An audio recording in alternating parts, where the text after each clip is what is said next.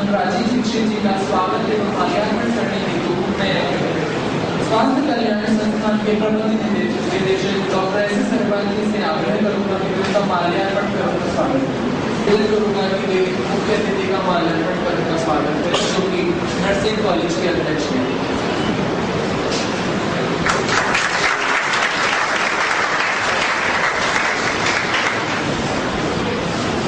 Doctor Pankaj Sharma.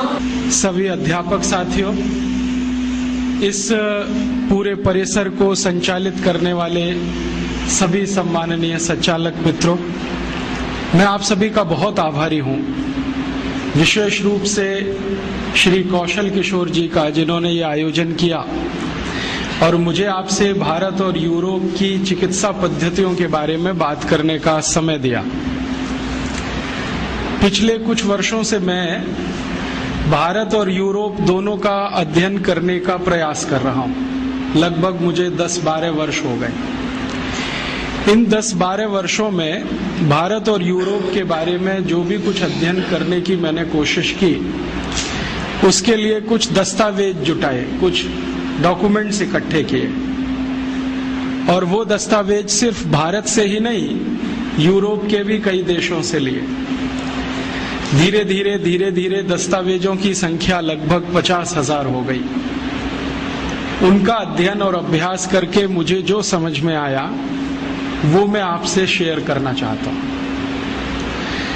हमारे भारत की जो चिकित्सा पद्धति है और यूरोप की जो चिकित्सा पद्धति है, दोनों में काफी कुछ भिन्नता है।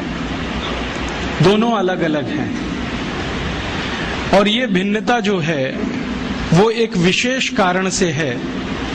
और वो कारण ये है कि भारत की जो प्रकृति है, भारत का जो पर्यावरण है, भारत का जो वातावरण है, वो यूरोप की प्रकृति, यूरोप के पर्यावरण और वातावरण से बिल्कुल अलग है। एक देश अगर पूर्व का है तो दूसरे पश्चिम के हैं। अगर गणित से कहें तो 180 डिग्री का अंतर है। ये जो भिन्नता है भारत में और यूरोप में, यही भिन्नता जीवन के हर क्षेत्र में है। भारत एक ऐसा देश है जिसको दुनिया में समशीतोष्ण जलवायु का देश माना जाता है। समशीतोष्ण का अर्थ होता है जहां ना ज्यादा बहुत गर्मी पड़े, ना ज्यादा बहुत सर्दी हो, ना ज्यादा बरसात हो, जो भी कुछ हो वो सब समान हो। गर्मी, सर्दी, बरसात, हेमंत, शिशिर, शरद, जो भी ऋतुएं आए, जो भी जलवायु हो, वो एक जैसी हो, समान हो, अति भी ना हो और कमी भी ना हो। ऐसे देशों को समशीतोष्ण कहा जाता है। भारत के बारे में दुनिया के सभी जो विशेषज्ञ हैं मौसम विज्ञान के, वो मानते हैं कि ये समशीतोष्ण देश है। यूरोप के बारे में सभी मौसम विज्ञानी कहते हैं कि यूरोप में 2 ही मौसम होते हैं, एक तो ठंड होती है और एक भयंकर ठंड होती है। ठंड का अर्थ है जब तापमान 0 डिग्री के आसपास हो या 0 से लेके 4-5 डिग्री के बीच में रहे। भयंकर ठंड का मतलब है जब तापमान 0 से नीचे हो और -20 डिग्री सेंटीग्रेड तक हो। कभी कभी तो कुछ देश ऐसे हैं जैसे डेनमार्क, नॉर्वे, वहां -40 डिग्री सेंटीग्रेड भी हो जाए। अब जरा सोचिए, कोई देश ऐसे जहां पर न्यूनतम तापमान -40 हो जाए और कोई देश ऐसा जहां का अधिकतम तापमान +50 हो जाए, तो दोनों में जमीन आसमान का अंतर होगा। आपका शरीर जो है ना, वो तापमान के हिसाब से अपने आप को बदलता है, या शरीर की कुछ प्रणालियां ऐसी हैं जो शरीर को तापमान के हिसाब से व्यवस्थित करती रहती है। यूरोप के लोग एक ऐसे क्षेत्र में रहते हैं जहां बहुत सर्दी का उन्हें सामना करना पड़ता है, और सर्दी भी ऐसी होती है जिसमें 3-3 महीने लगातार बर्फ गिरती रहे, बर्फ सड़कों पर जमा रहे, खेतों में बर्फ पड़ी रहे, तालाबों में बर्फ ही बर्फ दिखाई दे, छतों पर बर्फ हो, गलियों में बर्फ हो, नालियों में बर्फ हो, हर जगह बर्फ। और वहां की सरकार का 3-4 महीने तक तो मुख्य कार्यक्रम ही ये है बर्फ को सड़कों से हटाना। उसके लिए बड़े बड़े बुलडोजर होते हैं, वो बुलडोजर रात दिन एक ही काम करते हैं। यूरोप में कभी भी आप जाएंगे तो सभी घरों में लगभग 2 दरवाजे होते हैं, एक तो सड़क पर खुलता है और एक छत पर खुलता है। ये सड़क वाला दरवाजा जब बंद हो जाता है तो छत वाला दरवाजा इस्तेमाल किया जाता है। कब बंद होता है? कभी कभी यूरोप में इतनी बर्फ पड़ जाती है कि सड़क पर दरवाजे की कुल ऊंचाई के बराबर बर्फ जम जाती है। गाड़ियां जो होती है ना, कारें, वो बर्फ के नीचे दब जाती हैं, फिर उनको निकालना बड़ा मुश्किल है, और निकल आई तो स्टार्ट होना और भी मुश्किल है। ऐसे हाल उनके हर साल होते हैं। आप थोड़ी कल्पना करो, आप तो जयपुर में रहते हो, कभी कभी जयपुर का तापमान 0 डिग्री के आसपास आ जाता है। जब चुरू का तापमान 0 के आसपास हो तो जयपुर भी लगभग वैसा ही हो जाता है। आप जरा सोचो क्या हाल होता है। 15 दिन तक हमारे देश में कोई काम ही नहीं होता है, कभी कभी 20 दिन हो जाते हैं। जब भारत के कुछ पूर्वी और उत्तरी इलाकों का तापमान 5 डिग्री, 4 डिग्री, 6 डिग्री के आसपास आ जाए, हवाई जहाज उड़ना बंद कर देते हैं। 20-25 दिनों तक फ्लाइट्स कैंसिल होती हैं या पोस्टपोन होती रहती है। इतना फॉग होता है कि कुछ दिखाई नहीं देता है, 1 मीटर आगे का कुछ पता नहीं चलता है, गाड़ियां चलाना मुश्किल हो जाता है, हाईवे पर जाना मुश्किल हो जाता है। सरकार के कार्यालयों में काम करने वाले कर्मचारियों की संख्या आधी से भी कम हो जाती है। स्कूल कॉलेजों की उपस्थिति घट जाती है।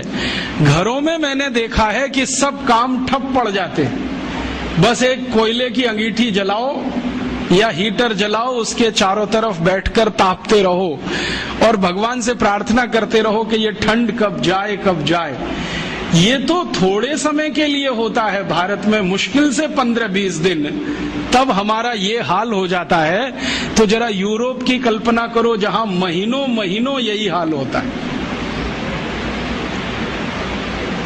ये भिन्नता है हमारे में और यूरोप में, और ये भिन्नता किसी मनुष्य की बनाई हुई नहीं है, प्रकृति की दी हुई है, प्रकृति की पैदा की हुई भिन्नता है। एक और भिन्नता है, हमारे भारत के बारे में सारी दुनिया के मौसम विज्ञानी एक बहुत बड़ी बात करते हैं, जो शायद आप जानते हो तो अच्छा है, नहीं तो हमेशा याद रखें इसको। दुनिया के सभी मौसम विज्ञानी कहते हैं कि पूरी दुनिया में, पूरे विश्व में 16 तरह की जलवायु है, 16 तरह के मौसम है। इनको तकनीकी भाषा में 16 क्लाइमेट जोन्स कहा जाता है। और सारे मौसम विज्ञानी कहते हैं कि दुनिया में 200 देश हैं, इनमें अलग अलग ये 16 तरह की जलवायु है या 16 तरह के मौसम है, लेकिन भारत अनोखा ऐसा देश है जहां सारी की सारी 16 जलवायु एक साथ मिलती। हाँ, और भारत को छोड़ दुनिया के मौसम विज्ञानी कहते हैं कि मौसम के हिसाब से, पर्यावरण और प्रकृति के हिसाब से दुनिया में कोई विशेष देश है, यूनिक है, तो वो ये भारत देश है। ये क्लाइमेट जोन्स पता है कैसे होते हैं? टेम्परेचर के हिसाब से फिक्स किए जाते हैं। एक टेम्परेचर मान लिया 0 डिग्री से 10 के बीच में, दूसरा मान लिया 10 से 20 के बीच में, तीसरा 20 से 30 के बीच में, चौथा फिर उसके आगे, फिर 0 के नीचे। इस तरह से फिक्स किए गए हैं क्लाइमेट जोन्स। तो सब मौसम विज्ञानी कहते हैं कि भारत में लगभग सभी तरह के क्लाइमेट जोन्स हैं। और इसको मूर्त रूप में मैं कहूं, ये तो अमूर्त बात हुई, कुछ मूर्त बात अगर कहूं तो अगर आप भारत में अफ्रीका के रेगिस्तानी जलवायु को देखना चाहें तो राजस्थान के जैसलमेर में आ जाइए, आपको अफ्रीका का रेगिस्तान वहां दिखाई दे जाएगा। अगर आप भारत में स्विट्जरलैंड की बर्फ गिरती हुई देखना चाहें तो जम्मू कश्मीर में चले जाइए, उत्तरांचल में चले जाइए, आपको वो दिखाई दे जाएगा। अगर आप इस भारत में धूल भरी आंधियां जो कभी चला करती हैं ब्राजील में, मैक्सिको में साल के कुछ महीने, वो देखना चाहें तो उत्तर और मध्य भारत के बहुत सारे स्थानों पर दिखाई दे जाएंगे। जो आप भारत में भयंकर बारिश का कोई क्षेत्र देखना चाहें, जैसे अमेजन के आसपास का है लैटिन अमेरिका में, तो वो भारत में आपको कर्नाटक में मिलेगा, गोवा में मिलेगा, जहां साल में 8 महीने बारिश होती रहती है। और साल के 3 महीने तो ऐसी बारिश होती है कि पानी रुकता ही नहीं है। कर्नाटक में एक इलाका है जिसको कुर्ग कहते हैं, वहां 3 महीने बारिश ऐसी होती है कि रुकेगी नहीं, हल्की हो जाएगी, तेज हो जाएगी, हल्की हो जाएगी, तेज हो जाएगी। ऐसा ही वातावरण ब्राजील में है, मैक्सिको में है, अमेजन नदी के आसपास के जो जंगल है ना, जिनको रेन फॉरेस्ट कहा जाता है दुनिया में, वो अगर भारत में देखना हो तो गोवा है, कुर्ग है कर्नाटक का, थोड़ा बहुत इलाका हो तो चेरापूंजी चले जाओ, बंगाल आसाम के आसपास आ जाओ। और अगर भयंकर सूखे वाला देखना हो, जहां साल में 2 इंच भी बारिश ना हो, तो वो देखना हो तो गुजरात चले जाओ। कच्छ नाम का एक जिला है जहां मुश्किल से 2 इंच बारिश होती है। वैसे तो राजस्थान में भी कुछ जिले हैं, लेकिन इस बार उन्होंने रिकॉर्ड तोड़ दिए 100 साल पुराने। मैं कहना यह चाहता हूं कि कोई भी मौसम आपको देखना है तो भारत में उपलब्ध है। मैं पिछले 7-8 वर्षों से राजस्थान आता हूं। थोड़ा माइक्रो लेवल पे मैंने देखा तो भारत के सारे मौसम राजस्थान में भी उपलब्ध है। भयंकर ठंड, चुरू जिंदाबाद। भयंकर गर्मी, उसके लिए भी चुरू जिंदाबाद, +50 चला जाएगा। बहुत बारिश देखनी हो तो कोटा और आसपास देख लो, बिल्कुल सूखा देखना हो तो जैसलमेर और बीकानेर की तरफ चले जाओ। माने भारत तो दुनिया में और भारत में राजस्थान। ये है कुछ हमारे देश के बारे में अलग बात जो यूरोप में नहीं है। यूरोप में कोई 2 देश ऐसे नहीं है जहां पर एक साथ आपको सभी मौसम दिखाई दें। इसलिए यूरोप वाले कुछ मामलों में बहुत गरीब हैं, और उनकी गरीबी यही है कि मौसम उनको अनुकूल नहीं मिला है। अब मौसम की प्रतिकूलता है वहां पर, भयंकर प्रतिकूलता है। उसी प्रतिकूलता में वो बेचारे हजारों साल से जिंदा हैं, तो उनको जिंदा रहने के लिए 2 तरह के संघर्ष करने पड़ते हैं। एक तो मौसम के साथ, जलवायु के साथ, दूसरा अपनी जिंदगी को टिकाए रखने के लिए, चलाए रखने के लिए। भारतवासी इस मामले में भाग्यशाली हैं कि उनको मौसम के साथ कोई बड़ा संघर्ष नहीं करना पड़ता ज्यादा। यहां तो बड़ा संघर्ष जिंदगी को चलाए रखने का ज्यादा है। यूरोप के जिन नागरिकों को हजारों साल से मौसम से लड़ना पड़ रहा है, वो लोग भी वैसे ही हो गए हैं जैसे उनका मौसम है। उनका मौसम माने ठंडा और भयंकर ठंडा, ऐसे ही वो लोग हैं, बर्फ जैसे ही हो गए। मैंने एक बार मेरे ऊपर एक छोटा सा प्रयोग किया था। बर्फ की 4 सिल्लियां मंगाई और चारों तरफ लगा के मैं बीच में बैठ गया। थोड़ी देर के बाद मैंने महसूस किया कि मेरा शरीर बर्फ जैसा ही होता जा रहा है। पैर के घुटने एकदम कड़क हो गए, पांव की उंगलियां कड़क हो गई, हिलाना भी मुश्किल, हाथ पैर की उंगलियां कड़क हो गई। फिर मैंने कहा थोड़ी देर लेट के देख लो, तो लेट गया तो सिर ऐसा ठंडा हो गया जैसे लगे कि बर्फ बांधी हो किसी ने सिर पर। तब मैंने महसूस किया कि मैं तो 1 घंटे में परेशान हो गया बर्फ की सिल्लियों के बीच में बैठकर और लेटकर। बेचारे यूरोप वालों का सोचो, जो हजारों साल से बर्फ चारों तरफ है और उसी में बैठ रहे हैं, लेट रहे हैं, और वही उनकी जिंदगी है। थोड़ा आगे बढ़े।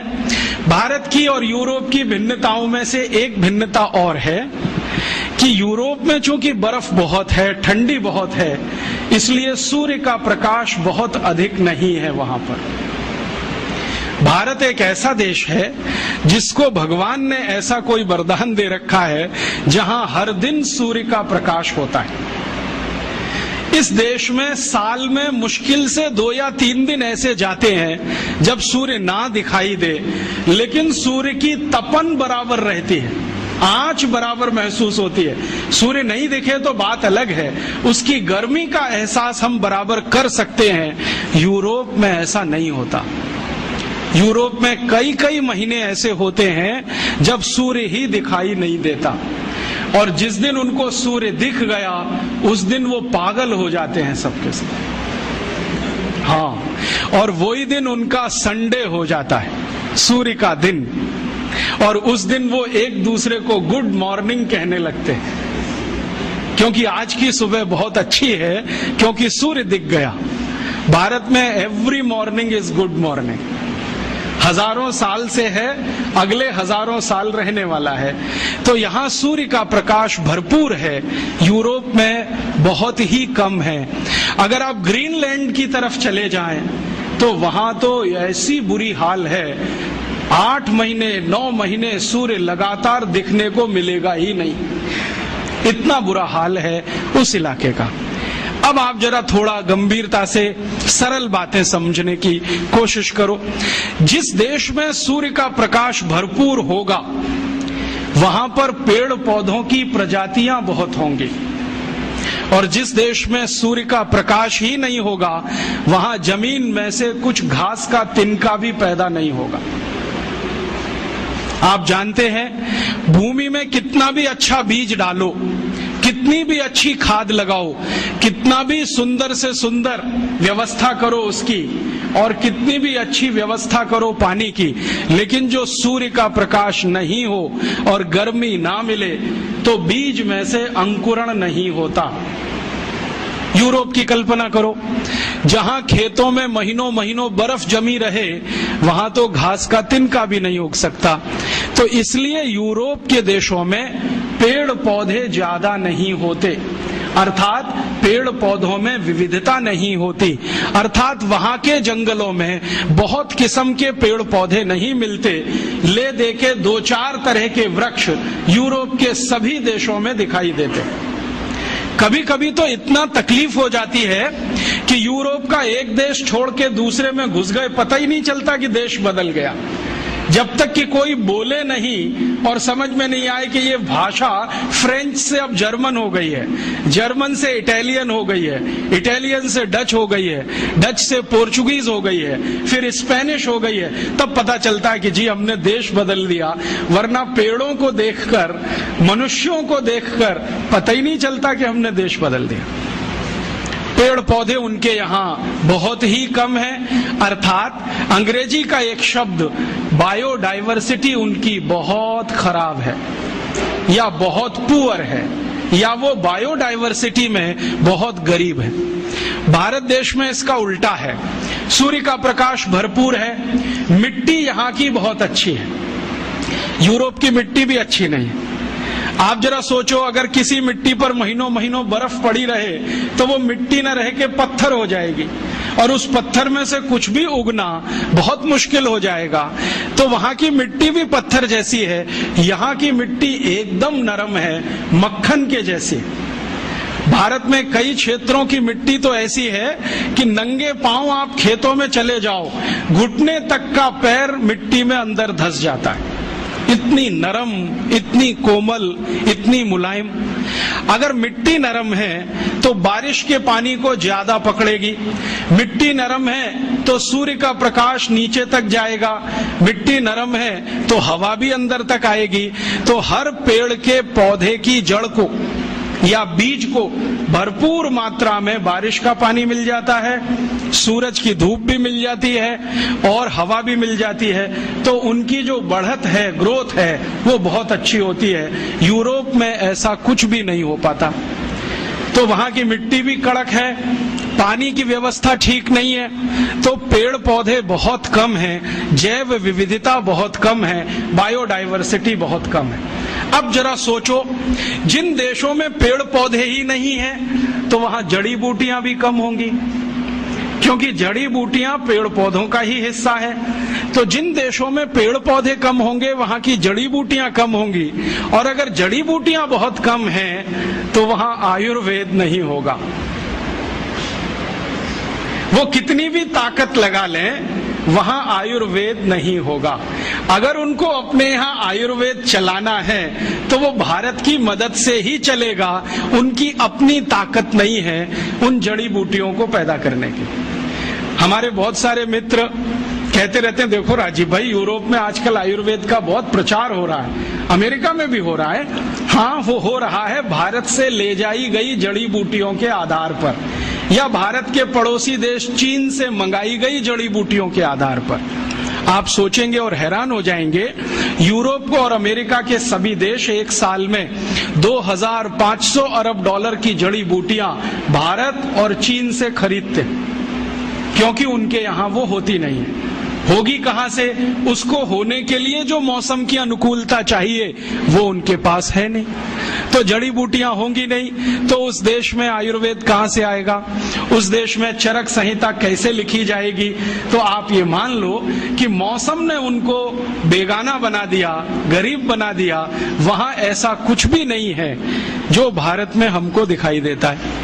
अब भारत में आ जाएं, यहाँ वो सब कुछ है। मौसम की अनुकूलता है, प्रकृति की अनुकूलता है, ईश्वर की कोई विशेष कृपा है जो इसी देश में 16 जलवायु हैं। ये सब होने से हमारे यहाँ बहुत कुछ होगा, जड़ी बूटियां होंगी। एक बार क्या हुआ, मैं उड़ीसा गया था।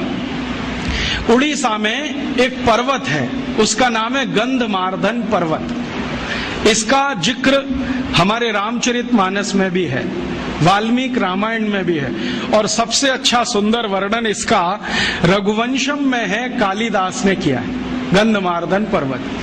तो जहां ये गंधमार्दन पर्वत उड़ीसा में है, मैं वहीं गया था। जिस गांव में है उसी गांव में गया, और वहां मेरी एक सभा हुई थी।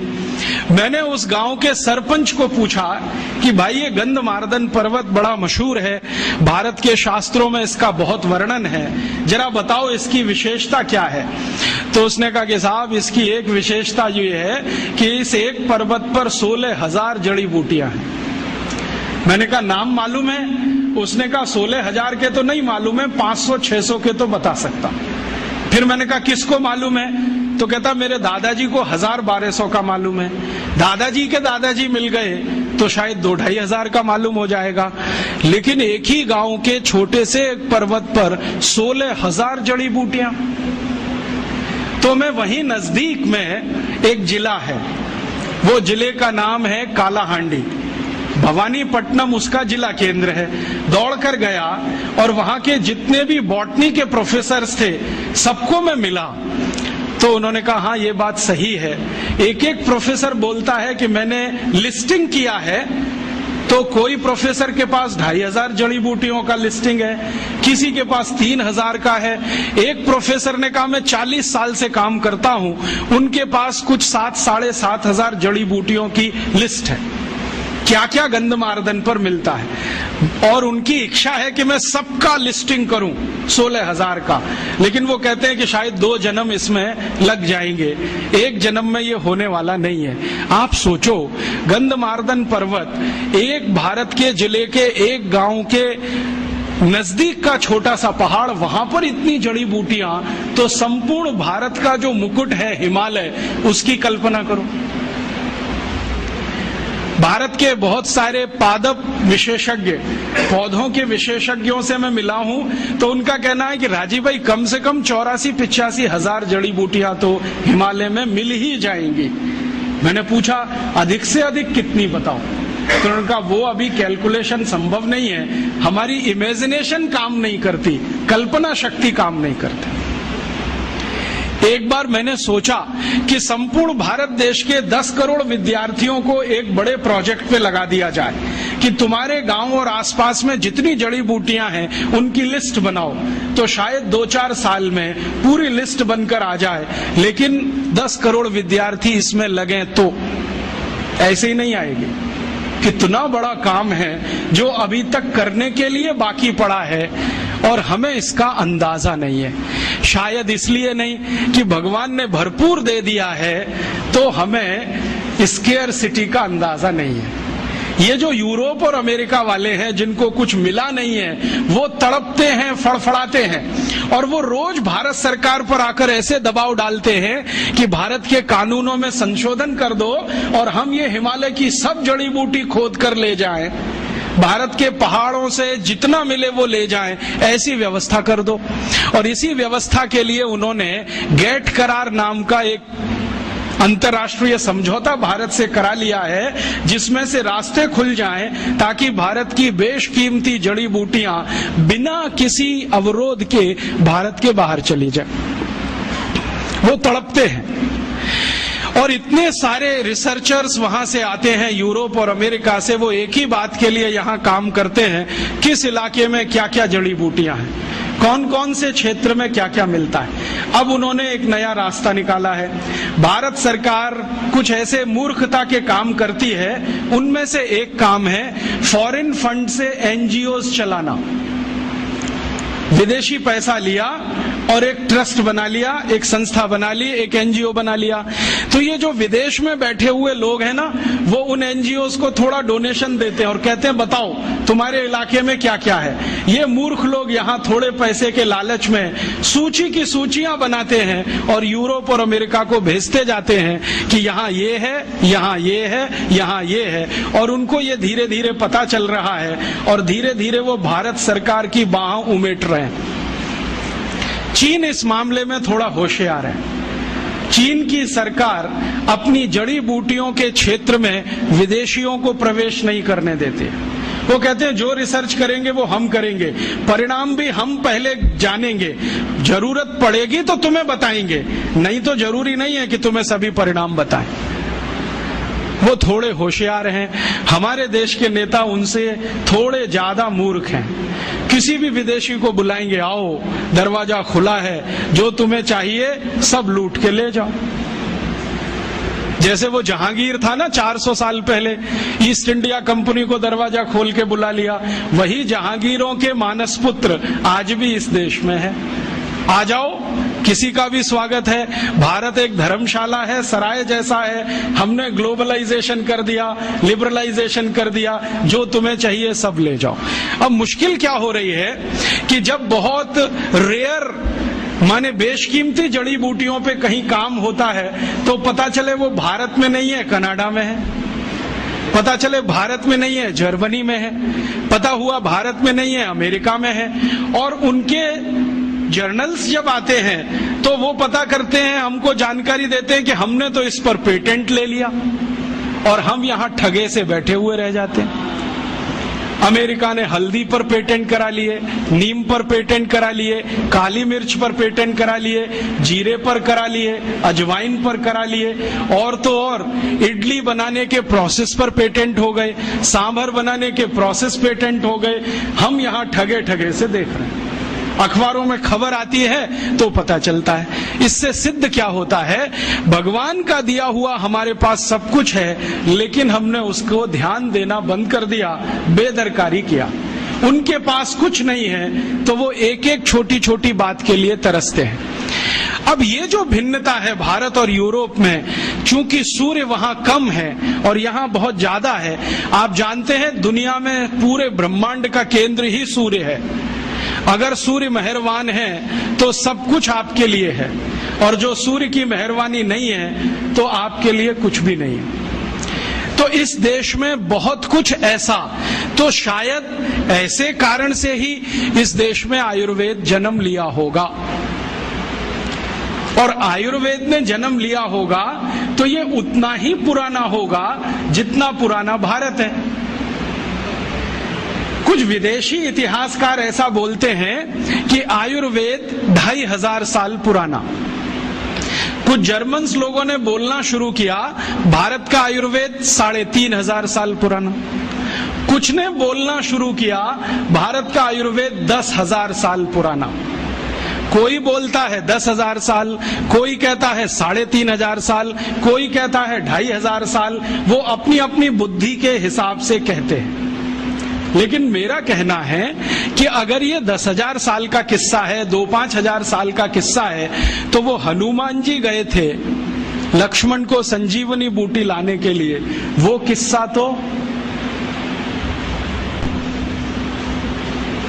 और हनुमान जी का किस्सा हम सब जानते हैं, संजीवनी उनको पहचान में नहीं आई तो पर्वत ही उखाड़ के ले आए।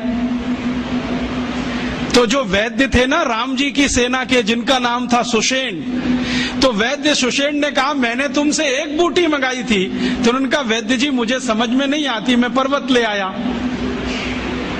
और ये कहानी आगे बढ़ती है रामचरितमानस में तो नहीं, रघुवंशम में, कि उस एक छोटे से पर्वत के टुकड़े से कुछ 1000-1200 औषधियां वैद्य सुषेण ने निकाली थी।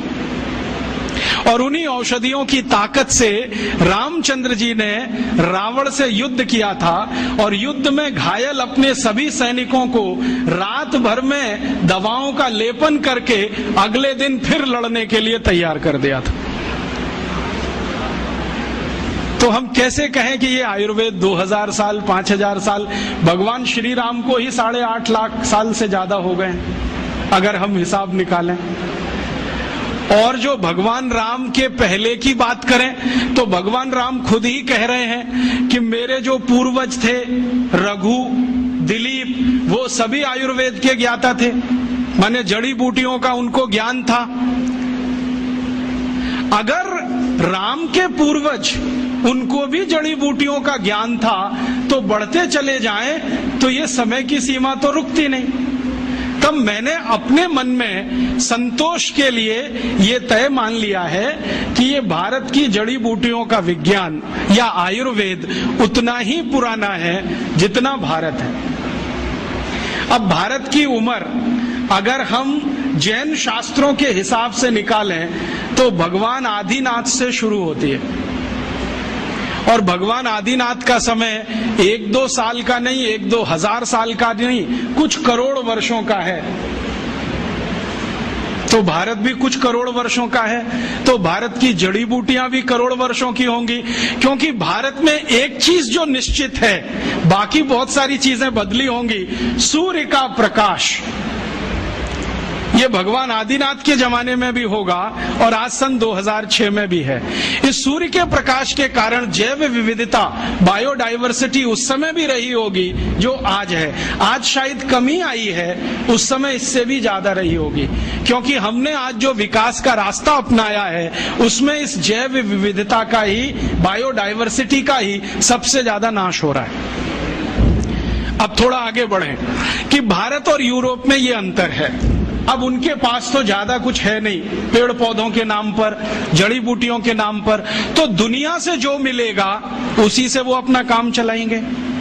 हमारे पास चूंकि सब कुछ है इसलिए हमें दुनिया में कहीं जाने की जरूरत नहीं पड़ेगी। इसलिए भारत के जितने महान लोग हुए जिनके नाम आप सब सुनते हैं, जैसे एक बड़े महर्षि हुए भरद्वाज, जिनको इस देश में आयुर्वेद के सबसे बड़े ज्ञाता के रूप में जाना जाता है, या बड़े एक महर्षि हुए चरक, एक थे सुश्रुत, जमदग्नि, काश्यप, ये सब लोग तो आज के नहीं हैं, कुछ तो हजारों साल के हैं, कुछ लाखों साल के हैं। तो इनके पास ये सब ज्ञान जो उपस्थित हुआ वो प्रकृति ने मदद की होगी और इसलिए इतना सब हो गया। अब वहां पर यूरोप में तो ये कुछ है नहीं, तो वहां किस तरह की चिकित्सा आई होगी, एक उदाहरण देता हूं। ये जो आधुनिक चिकित्सा है, मॉडर्न मेडिसिनल सिस्टम, जिसका पर्यायवाची इस समय है एलोपैथी, इस एलोपैथी का जनक माना जाता है एक ग्रीक व्यक्ति हिप्पोक्रेटिस। आप जानते हैं उसकी फिलॉसफी क्या है? मैंने हिप्पोक्रेटिस की बायोग्राफी पढ़ी, ऑटोबायोग्राफी, जो उसने ग्रीक में लिखी थी। बाद में अंग्रेजी हुआ, फ्रेंच हुआ, कई भाषाओं में तर्जुमा हुआ, ट्रांसलेशन हुआ, कई लोगों ने उस पर टिप्पणियां लिखी हैं। उसकी फिलॉसफी जरा सुनिए। वो ये कहता है कि शरीर में कोई रोग आ गया तो अब इसको दूर करने का एक ही उपाय है कि आपका जो रक्त है ना, ये प्रदूषित हो गया, इसको निकाल दो शरीर से, इसको निकाल दो। इसके अलावा कुछ और मालूम ही नहीं उसको कि कुछ कर सकते हैं क्या। तो उसने ले दे के एक सिद्धांत बनाया कि आपको बुखार हो गया तो रक्त प्रदूषित हो गया, इसको निकाल दो। आपको जुकाम हो गया, रक्त प्रदूषित हुआ, इसको निकाल दो। आपको फोड़ा हो गया, रक्त प्रदूषित हुआ, इसको निकाल दो। माने जो भी कुछ है वो निकाल दो, ठीक है। और यही शायद हिप्पोक्रेटिस के वंशज हैं जो आज किसी का गर्भाशय निकाल देते हैं, किसी का गॉल ब्लैडर निकाल देते हैं, किसी की किडनी निकाल देते हैं, किसी का कुछ भी निकाल देते हैं।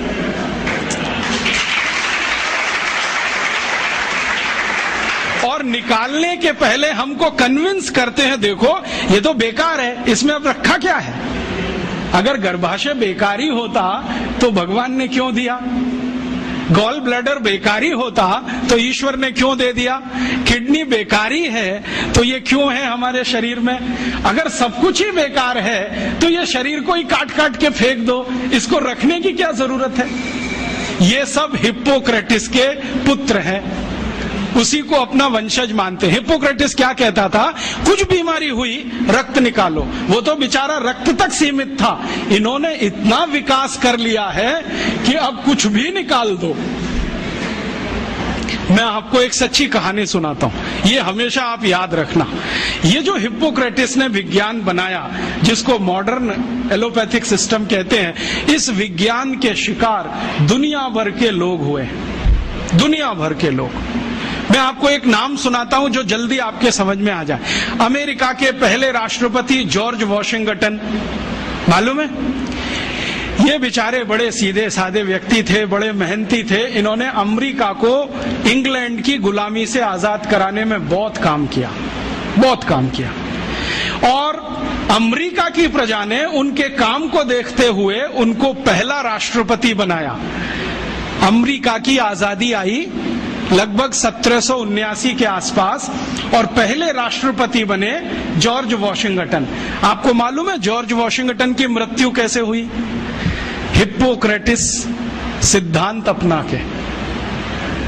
क्या हुआ, वो जब राष्ट्रपति हो गए ना तो एक बार उनको बुखार आ गया, कुछ वायरल इन्फेक्शन हुआ होगा। तो वो तो हिप्पोक्रेटिस के पक्के चेले थे, उन्होंने कहा अरे मेरे गुरु ने कहा है कि रक्त प्रदूषित हो गया। तो अब बुलाया उन्होंने एक डॉक्टर को, कहा कि मेरे शरीर से दूषित रक्त निकालो। तो वो एक आया डॉक्टर और उनकी दोनों नसें काट गया, दोनों हाथ की नसें काट दी, लेफ्ट और राइट ये वाली। अब नसें कट गई तो खून भल भल भल भल निकलना शुरू, रात भर निकलता रहा। सवेरे वो डॉक्टर जब आया देखने के लिए तो जॉर्ज वॉशिंगटन मरे हुए मिले। ये कहानी है हिप्पोक्रेटिस सिद्धांत की। जॉर्ज वॉशिंगटन मर गए इस हिप्पोक्रेटिस के चक्कर में कि खून तुम्हारा खराब हुआ है, काट के निकाल दो। अब इनको पता तो है नहीं कि खून बनाना कैसा, काट के निकालना आता है। और ये तो मैंने एक कहानी सुनाई आपको। जॉर्ज वॉशिंगटन जैसे हजारों राजा यूरोप में, ग्रीस में इसी सिद्धांत के शिकार हुए। एक राजा था, बहुत पुरानी कहानी बताता हूं, 4वीं शताब्दी की, क्लॉडियस रोम का, वो भी इसी चक्कर में मरा। उसको भी कुछ बुखार आया और उसके डॉक्टर ने आके नस काट दी उसकी, पैर की भी हाथ की भी, कि खून निकल जाने दो सारा, ये खून निकल गया तो अच्छा हो जाएगा। क्लॉडियस मर गया। डेमोस्थनीज एक बड़ा राजा, वो मर गया। एशुनियस मर गया। ऐसे एक नहीं 1,500-2 हजार से ज्यादा राजा इसी चक्कर में मर गए। ये है मॉडर्न एलोपैथिक सिस्टम। इसने सारी दुनिया को ये सिखाया है कि देखो साइंटिफिक यही है, जो भी है निकालो निकालो, खून है तो निकालो, किडनी है तो निकालो, गॉल ब्लैडर है तो निकालो, ऐसा ये सिस्टम है। अब भारत में क्या है? भारत में तो ये चलने वाला नहीं है और चलाने की जरूरत नहीं है, क्योंकि हमको अगर ये पता है कि बुखार आ गया तो बुखार आने का कारण हमें मालूम है, और अगर कारण मालूम है तो औषधि जिंदाबाद है। एक नहीं 84,000 औषधि है, कोई ना कोई काम करेगी उस पर। तो भारत में जब बुखार आता रहा तो औषधियां दी जाती रही, जड़ी बूटियां दी जाती रही और हम ठीक होते रहे।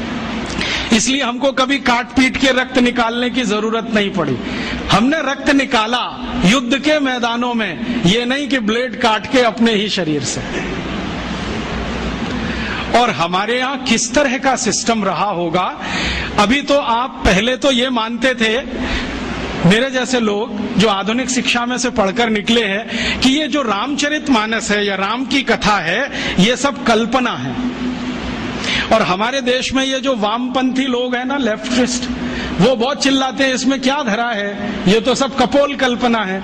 लेकिन अभी उन्हीं के मालिकों ने, यूरोप और अमेरिका के बड़े वैज्ञानिकों ने, जो नासा में काम करते हैं, उन्होंने सिद्ध किया है कि ये सब सत्य है। आपको मालूम है, थोड़े दिन पहले नासा ने कुछ फोटोग्राफ्स रिलीज किए और वो फोटोग्राफ्स भारत के भगवान श्री राम के बनाए हुए समुद्र सेतु के बारे में हैं। मेरे पास भी वो आए हैं। मेरा एक दोस्त नासा में काम करता है, उसने कहा मैं तुम्हें भी भेजता हूं। बहुत सुंदर फोटोग्राफ्स हैं, सैटेलाइट से उतारे गए हैं, कैमरे से नहीं। और उन फोटोग्राफ से पता चलता है कि आज से इतने लाख वर्ष पहले श्री राम जी ने लंका जाने के लिए पुल बनाया था। वो पुल आज भी सुरक्षित है। बस इतना ही अंतर है कि पहले वो समुद्र के ऊपर था, अब समुद्र में नीचे है। नीचे कैसे चला गया?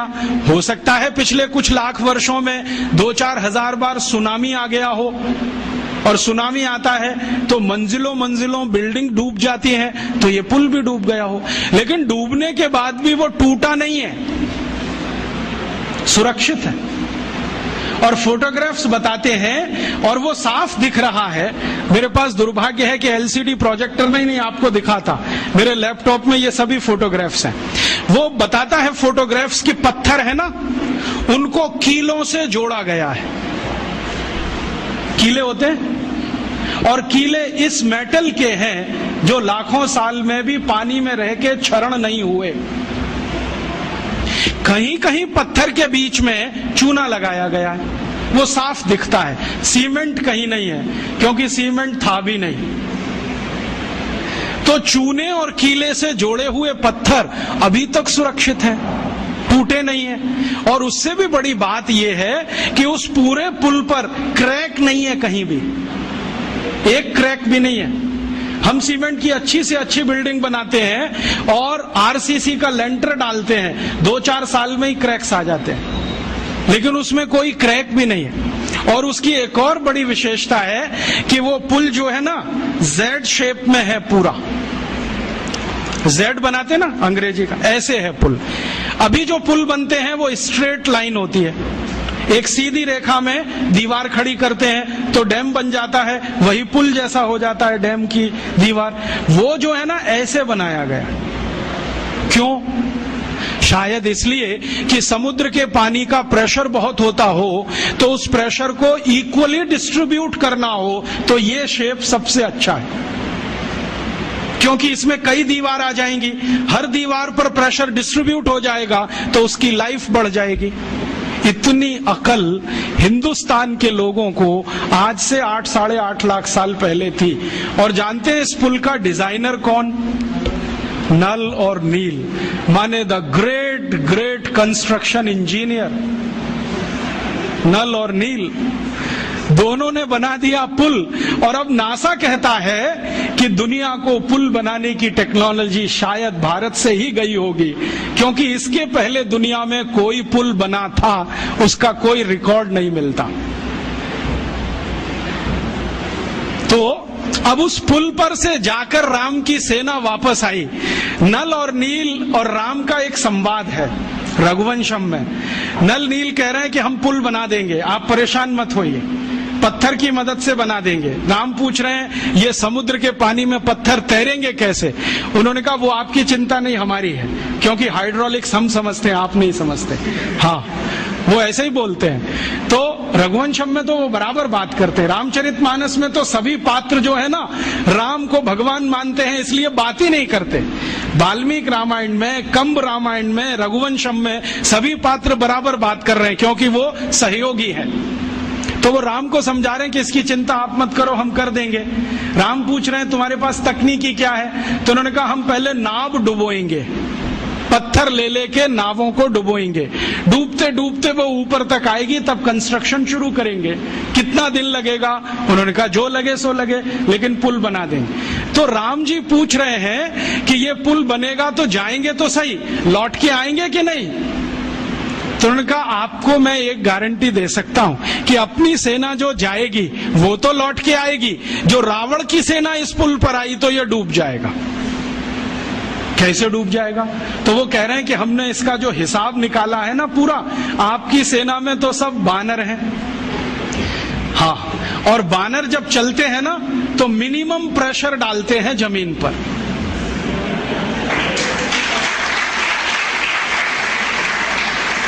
आपने देखा है ना, उनके पंजे भगवान ने कुछ ऐसे बनाए हैं कि उनका जमीन पर पंजे का टिकना बहुत कम दबाव डालता है, और वो ऐसे अद्भुत ऊर्जा के मालिक हैं सब बानर कि जैसे ही पंजा टिका तुरंत जंप कर देते हैं, और वो कंटिन्यू जंप कर सकते हैं। 1 किलोमीटर तक कर सकते हैं, 2 किलोमीटर तक कर सकते हैं। तो नल नील कह रहे हैं कि हमने पुल का डिजाइन ऐसा रखा है कि ये बानर जंप करके तो निकल जाएंगे सबके सब, जो रावण की सेना आई तो ये डूब जाएगा, क्योंकि रावण की सेना में सब राक्षस हैं। राक्षस शरीर में भारी हैं, भारी होने के साथ दबाव ज्यादा डालते हैं, तो ये पुल टूट जाएगा, वो मर जाएंगे। इसलिए युद्ध में हम विजयी होंगे, हारने का चांस नहीं है। इस क्वालिटी की चीजें हैं। अब ये क्वालिटी किसी देश में आई हो तो मैं मान सकता हूं कि उस पुल को बनाने का मटेरियल उस जमाने में रहा हो, और उस पुल को बनाने वाले जो लोग रहे, नल नील जैसे पता नहीं कितने, उनको और भी बहुत कुछ ज्ञान आता हो। क्योंकि पुल बनाने में जो उन्होंने चूना घिसा है उसमें कई तरह की जड़ी बूटियां भी मिलाई गई, उनको जड़ी बूटियों का भी ज्ञान हो। तो इससे यह सिद्ध होता है कि उस जमाने का कंस्ट्रक्शन इंजीनियर जड़ी बूटियों का भी ज्ञाता होता होगा। हो सकता है आयुर्वेद भी उसको आता होगा।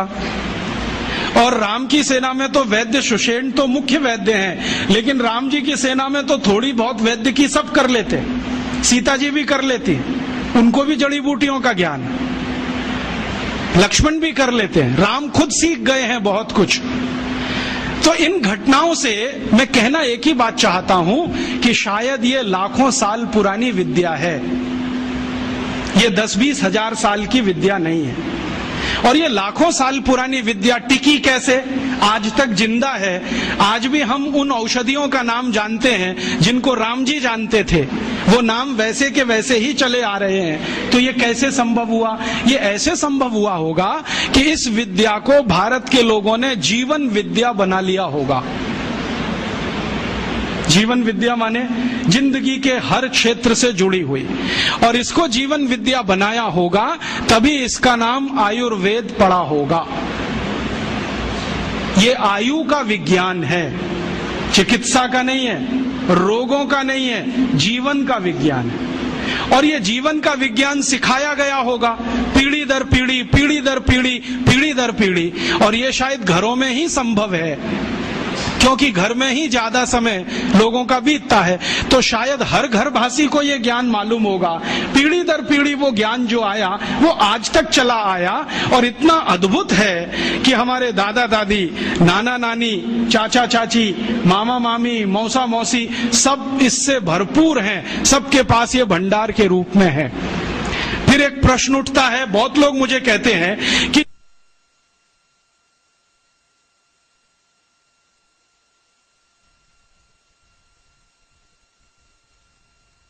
हमारे यहाँ लाखों साल ऐसे चला आया परंपरा से, तो पिछले 1000 साल में ये डूब कैसे गया? इसका महत्व कैसे कम हो गया? कारण क्या रहा इसका? इसका कारण एक कहानी है। अंग्रेज आ गए, अंग्रेजों से पहले फ्रांसीसी आए, उनसे पहले पुर्तगाली आए, पुर्तगालियों से पहले मुगल आए, उनसे पहले हूण आए, शक आए, सबने लूटा इस देश को। और जो बाहर से आया हुआ लुटेरा होता है ना, उसका एक ही धर्म है कि वो यहाँ से जो भी कुछ है लूट कर ले जाए, और वो यहाँ से जो भी कुछ लूट कर ले जाए उसके लिए आवश्यक है कि जिसका वो धन और संपत्ति है वो उसको लूटने के लिए छोड़े। तो हमने शायद ये लूटने के लिए छोड़ा होगा और उन्होंने इसको लूट लिया होगा। हमने इसको लूटने के लिए क्यों छोड़ा होगा? कोई तो कारण होगा इसके पीछे। तो बहुत दिनों से सोचते सोचते मैं एक नतीजे पे पहुंचा हूं कि शायद एक कारण ये रहा हो कि हमने प्रकृति की दी गई इस संपदा को अपने पास इतनी अधिक मात्रा में उपलब्ध होने पर मान लिया कि हम तो सुरक्षित हैं। जैसे घर में बहुत सारा धन धान्य हो ना तो गरीबी की कल्पना नहीं आती, घर में बहुत सारा पैसा हो ना तो बेरोजगारी की कल्पना नहीं आती, घर में सब कुछ भरा पूरा हो तो अभाव का जीवन क्या होता है पता ही नहीं है। तो यहाँ सब भरा पूरा था, हमें कल्पना ही नहीं थी कि एक दिन ये लुटते लुटते इतना कम हो सकता है कि हमारे लिए विदेशों से लाना पड़े। ये एक कारण रहा हो। ये कारण तो नहीं मैं मानता हूं कि हम कमजोर थे और विदेशी हमसे मजबूत थे इसलिए हमको वो परास्त कर गए युद्ध में और हम लुट गए। अगर हम कमजोर ही थे तो पृथ्वीराज चौहान कहां से आ गए, महाराणा प्रताप कहां से आ गए, शिवाजी महाराज कहां से आ गए, झांसी की रानी लक्ष्मीबाई कहां से आ गई? और पृथ्वीराज चौहान और राणा प्रताप में कोई तो यूनिक डीएनए रहा होगा, ऐसा तो नहीं है। कोई राजा अपने दुश्मन को बार बार हराए और हराने के बाद हर बार उसे माफ कर दे तो वो तो वीर नहीं महावीर होता है। ये जेनेटिक मटेरियल तो भारत में ही दिखाई देता है, दुनिया में कहीं नहीं है। मैंने दुनिया के बहुत सारे राजाओं का इतिहास पढ़ा है, उन्होंने दुश्मन को हराया तो जान से मार डाला, छोड़ा नहीं उसको। हमारे यहाँ दुश्मनों को परास्त करते रहे और हर बार माफ करते रहे। गलती से एक बार दुश्मन ने परास्त कर दिया तो माफ नहीं किया क्योंकि उसके पास वो डीएनए नहीं था। माफ करने के लिए जो जिगर चाहिए ना, उसके लिए कुछ खास तरह का बॉडी कंस्ट्रक्शन होता है, कुछ खास तरह के एंजाइम्स होते होंगे, कुछ खास तरह के हार्मोन्स होते होंगे। तो पृथ्वीराज चौहान में तो होंगे, उनके दुश्मन में नहीं रहे होंगे। तो हम कमजोर तो नहीं थे, हमारा इतिहास बार बार बताता है कमजोर तो नहीं थे, ताकतवर तो थे। तो फिर परास्त कैसे हुए, हारे कैसे? शायद इसी से जो पृथ्वीराज चौहान की कहानी बताती है कि दुश्मन को हराया छोड़ दिया। हमारे शास्त्रों में एक मंत्र है, वो है तो संस्कृत में, मैं सीधे हिंदी में बताता हूं। वो मंत्र ये कहता है कि दुश्मन को, आग को, कर्जे को और बीमारी को कभी नहीं छोड़ना चाहिए। दुश्मन को, आग को, बीमारी को और कर्जे को कभी अधूरा नहीं छोड़ना चाहिए। दुश्मन को अगर छोड़ दिया तो वो ही मारेगा। फिर भारत की आजादी के पिछले 60 साल का इतिहास गवाह है, हर बार पाकिस्तान को हराया, हर बार हमने छोड़ा। 48 में हराया, छोड़ दिया। 65 में हराया, लाहौर तक हम पहुंच गए, फिर छोड़ दिया। 71 में हराया, फिर छोड़ दिया। कारगिल में हराया, फिर छोड़ दिया। और आज वही पाकिस्तान नाग बन के डस रहा है, हर तीसरे दिन बम ब्लास्ट करा रहा है इस देश में। तो शास्त्र का मंत्र है, मेरा नहीं है, कि दुश्मन को छोड़ना नहीं चाहिए कभी भी। अगर हाथ में आ गया, खत्म कर दो। और शायद यही बात भगवत गीता में कृष्ण भी अर्जुन को समझा रहे, छोड़ो मत इनको। अगर जो तुमने छोड़ दिया तो ये विष बीज की तरह से फैलेंगे, पूरे देश में अधर्म की स्थापना कर देंगे। इसलिए कौरवों को छोड़ो मत, इनके अंतिम व्यक्ति तक संहार करो। शायद कृष्ण को शास्त्रों का ज्यादा ज्ञान रहा होगा, पृथ्वीराज चौहान को उतना नहीं रहा होगा। कृष्ण को ये जो ज्ञान था शास्त्रों का, उसी का अंतिम परिणाम था कि कौरवों में से कोई बचा नहीं। शायद पृथ्वीराज चौहान को ये ज्ञान किसी ने दिया होता तो मोहम्मद गौरी पहली बार में ही खत्म हो गया होता और भारत का इतिहास कुछ और ही होता। तो ये ज्ञान की कुछ कमी रह गई। और आज के व्यवहारिक जीवन में भी हम जानते हैं कि अगर आपने आग को जलता हुआ छोड़ दिया तो वो घर को जला देगी, गांव को भी जला देगी। अगर कर्जे को बकाया छोड़ दिया तो वो कर्जा आपको जिंदगी भर के लिए जर खरीद गुलाम बना देगा। और जो बीमारी को थोड़ा भी छोड़ दिया तो वो आपको पता नहीं किस स्वरूप में पटक देगी ले जाके। तो ये ज्ञान की कुछ कमी आई होगी हम में, शायद हजारों साल की गुलामी में ज्ञान कम हो जाता होगा। मेरे एक गुरु हैं जिनका नाम है श्री धर्मपाल, बहुत बड़े इतिहासकार हैं। वो बार बार मुझे ये कहते हैं कि देखो, जिस देश में गुलामी आ जाती है, जिस समाज में गुलामी आ जाती है, उस समाज का सब कुछ चला जाता है, उनका ज्ञान चला जाता है, उनकी परंपराएं चली जाती हैं, मान्यताएं चली जाती हैं, व्यवस्थाएं टूट जाती हैं, सब कुछ चला जाता है। तो शायद 1200 साल की गुलामी ने ज्ञान में कुछ कमी लाई हो और ये हम सोचना भूल गए हो कि दुश्मन को अधूरा मत छोड़ो। इसी कारण से हम परास्त हुए, बाकी कोई दूसरा कारण नहीं था। ईस्ट इंडिया कंपनी से भारत के राजाओं के जो संघर्ष है ना, उसमें भी यही कहानी दिखाई देती है। 1825 में दक्षिण भारत में एक बड़ी रानी है जिसका नाम है कित्तूर चेन्नम्मा। वो अंग्रेजों को परास्त करती है, युद्ध में हराती है और उनको बाइज्जत बरी कर देती है कि जाओ। तो दक्षिण भारत का एक राजा है हैदर अली, जो बार बार अंग्रेजों को हराता है, हर बार छोड़ देता है। उसी का बेटा है टीपू सुल्तान, बार बार हराता है, छोड़ देता है, लेकिन एक बार टीपू सुल्तान हार जाता है तो अंग्रेज उसका मर्डर कर देते हैं, छोड़ते नहीं। तो हम अपने ज्ञान से कहीं वंचित हुए होंगे। दुश्मन को छोड़ना जो हमने सीख लिया, शायद वो हमारी पराजय का बड़ा कारण था। और उस पराजय में हमारे यहाँ सब कुछ चला गया, ज्ञान चला गया, तो जड़ी बूटियां भी चली गई होंगी, हमारी शिक्षा भी गई होगी, व्यवस्थाएं भी गई होंगी। और फिर जो आधुनिक समय है पिछले 300 साल का, इसमें हम कितने पिछड़ गए अपने इस ज्ञान से। ये ऐसे पिछड़ गए, मुझे भारत के एक वैज्ञानिक हुए बहुत बड़े व्यक्ति प्रोफेसर जगदीश चंद्र बोस की एक छोटी सी घटना आपको सुनानी है। आप जानते हैं प्रोफेसर बोस का काम क्या था? उन्होंने आधुनिक जगत में ये सिद्ध किया कि पेड़ पौधों में जीवन होता है, और उनकी इसी खोज पर उनको नोबेल पुरस्कार मिला। जब वो ये प्रयोग कर रहे थे कि पेड़ पौधों में जीवन होता है, तो उन्होंने अपने हाथों से लिखे हुए लेखों में ये कहा है कि मैंने मेरे घर में कुछ पौधे रखे, आधे आधे उनका बंटवारा किया, एक हिस्से में कुछ पौधे, दूसरे हिस्से में कुछ पौधे। अब प्रोफेसर बोस क्या करते थे, सवेरे ही सवेरे सोकर उठें तो एक हिस्से के पौधों को जाकर गालियां देते थे। तुम नालायक हो, निकम्मे हो, नकारा हो, तुम्हारा रंग अच्छा नहीं, रूप अच्छा नहीं, तुम्हारे अंदर कोई गुण नहीं है, तुम ऐसे हो, तुम वैसे हो, सब गालियां देना। और दूसरी तरफ के जो पौधे थे उनको वो प्रशंसा करते थे, तुम बहुत अच्छे हो, बहुत सुंदर हो, तुम्हारे गुण बहुत अच्छे हैं, रूप रंग बहुत अच्छा है, तुम तो गुणों की खान हो, ऐसा ऐसा रोज बोलते थे। फिर प्रोफेसर साहब खुद अपने लेख में लिखते हैं 6 महीने तक उन्होंने ये किया और दोनों ही पौधों को पानी बराबर दिया, खाद बराबर दिया, समय पर सब कुछ दिया, लेकिन कुछ पौधों को गालियां दी और कुछ को प्रशंसा किया। 6 महीने के बाद परिणाम ये हुआ कि जिन पौधों को गालियां दी गई वो सब सूख गए, सब सूख गए, एक भी हरा नहीं बचा।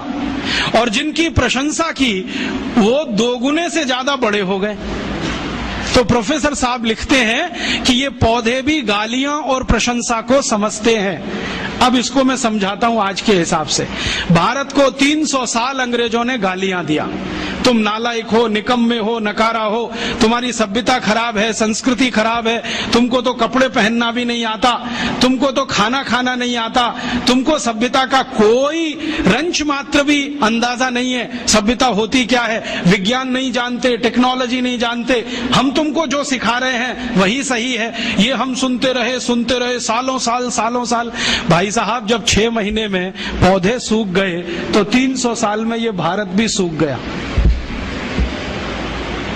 और इस सूखे हुए भारत ने अपने आत्मसम्मान और स्वाभिमान को इतना गिरा दिया कि हम मानने लगे कि जो कुछ हमारा है वो सब बेकार है, दकियानूसी है, इसमें कोई तथ्य नहीं है, कोई विज्ञान सम्मत कुछ नहीं है, और जो यूरोप से आ रहा है वही अच्छा है, वही ताकतवर है। और ये इतना गहरा घुस गया कि हमारा डीएनए बदल गया, हमारा ब्लड बदल गया, शायद हार्मोन्स का बैलेंस चेंज हो गया, शायद बॉडी के केमिकल्स चेंज हो गए। और ये इतना गहरा घुसते घुसते आ गया हमारे देश के प्रथम प्रधानमंत्री पंडित नेहरू तक के अंदर। जिन्होंने पब्लिकली कहा कि आयुर्वेद में क्या रखा है, इसको तो खड्डा खोद के जमीन में गाड़ देना चाहिए, जो कुछ है वो एलोपैथी में है। और उन्हीं के एक मानस पुत्र अभी बैठे हुए हैं मनमोहन सिंह, जो अभी लंदन गए थे, ऑक्सफोर्ड में भाषण करके आए और बोला कि हम तो अंग्रेजों के बहुत आभारी हैं जो वो भारत में आए, हमको चिकित्सा दिया, न्याय दिया, प्रशासन करना सिखाया, तकनीकी और विज्ञान का अंतर समझाया। ये मनमोहन सिंह का भाषण है ऑक्सफोर्ड यूनिवर्सिटी का पिछले साल का, जो लंदन के अखबारों में छपा और कई अखबारों ने टिप्पणों गालियां देते रहे। हम भी सूख गए, और सूख गए तो अपनी विद्याओं के प्रति निराशा, अपने ज्ञान के प्रति अविश्वास, अपने अंदर आत्मविश्वास की कमी, ये सब हो गया इस देश में।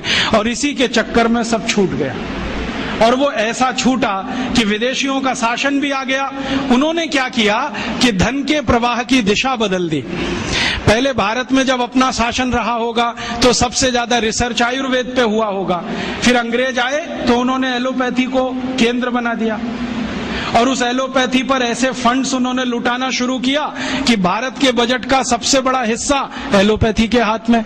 आज भी मालूम है 2006 में भारत के बजट में चिकित्सा का जो कुल खर्चा है, एलोपैथी का खर्चा 98% है, और होम्योपैथी, बायोकेमिक, आयुर्वेद, यूनानी बाकी का 2%। जो इस देश की मूल चिकित्सा व्यवस्था थी उसको हमने अलग कर दिया और उसको वैकल्पिक चिकित्सा व्यवस्था कहना शुरू कर दिया। जो मूल चिकित्सा व्यवस्था थी वो ऑल्टरनेट हो गई, और जो ऑल्टरनेट होनी चाहिए थी वो सेंट्रलाइज्ड हो गई। और इस सेंट्रलाइजेशन में क्या हुआ, हमने इस देश में लाखों करोड़ों रुपए जो खर्च किए एलोपैथी के ऊपर, उसका प्रचार किया, या कहें तो दुष्प्रचार किया। वो दुष्प्रचार इतना घुस गया मानस में कि गांव का भी साधारण आदमी अब इंजेक्शन ही लगवाता है, उससे कम पे उसको संतोष नहीं आता। और जो डॉक्टर 8-10 गोलियां लिख दे तो वो बड़ा डॉक्टर है, और जो एक गोली से ठीक कर दे वो छोटा डॉक्टर है, और जो बिना गोली के ठीक कर दे वो तो मूर्ख है। जो आपको ये समझाए कि भैया ये बीमारी तुम्हारी जीवन शैली की गड़बड़ी से है, तुम जीवन शैली बदल लो, क्या फालतू बात करते हो, आप कोई डॉक्टर हो? और जो आपकी जीवन शैली की बीमारी में 20 गोलियां खिलाए, सवेरे 4 खाना गोली, दोपहर को 4 खाना, शाम को 4 खाना, गोली ही गोली खाना, रोटी मत खाना, रोटी की जगह गोलियां खाना, सब्जी मत खाना, जैसे सब्जी खाते हो ना वैसे गोलियां खाना, भर भर के हथेली, और कहना हम बहुत स्मार्ट हैं क्योंकि इतनी गोलियां खाते हैं, 500 रुपए फीस लेता है, उस डॉक्टर के पास जाते। ये घुस गया, और ये घुस गया है, अब इसको निकालने की बात है। ये निकलेगा नहीं वायरस तब तक इस देश की चिकित्सा पद्धति वैकल्पिक रहेगी और बाहर से आई हुई मुख्य हो जाएगी। इस वायरस को निकालना है, वो हम सबको। कैसे निकालें? पहले तो अपने ऊपर विश्वास करना सीखें कि हमारी चिकित्सा पद्धति में बहुत दम है। इसके दम के कुछ उदाहरण बताता हूं। जो भगवान राम के भाई लक्ष्मण बेहोश हो गए और सुषेण ने जब नाड़ी देखी, ये तो गया, अब बचने की कोई संभावना नहीं, तब हनुमान जी को कहा जाके लाओ जल्दी से, मैं कुछ देर तो जीवन बचा सकता हूं, बाकी आगे की गारंटी नहीं है। हनुमान जी गए, संजीवनी बूटी लेके आए, और सुषेण ने संजीवनी सूंघाई, खिलाई नहीं, सूंघाई, और लक्ष्मण जीवित हो गए। तो कोई तो है दम भाई, ऐसा तो नहीं है सूंघने मात्र से वो जीवित हो गए। हम तो ये महाभारत की कहानी देखते हैं, युद्ध चला है, और आप जानते हैं भयंकर युद्ध चला है। भारत के पिछले हजारों साल के इतिहास में सबसे भयंकर युद्ध हुआ है तो महाभारत का युद्ध हुआ है, जिसमें थोड़े बहुत नहीं लाखों लोग मारे गए। लेकिन उस युद्ध में बार बार हमें ये पता चलता है कि सवेरे से शाम तक युद्ध होता है, रात को सभी पालों के वैद्य अपने अपने घायल सैनिकों के घावों पर मरहम लगा रहे हैं, लेपन कर रहे हैं, और अगले दिन वो फिर युद्ध के लिए तैयार हो रहे हैं। ऐसी कौन सी चिकित्सा पद्धति दुनिया में है जो 12 घंटे में आदमी को लड़ने के लिए तैयार कर दे? और महाभारत की ऐसी एक नहीं सैकड़ों कहानियां, उसमें से तो एक कहानी मैं बताता हूं। कौरवों की कहानी जानते हो? 100 थे, एक माता के 100 पुत्र कैसे हो गए? एक माता के 100 पुत्र कैसे हो गए?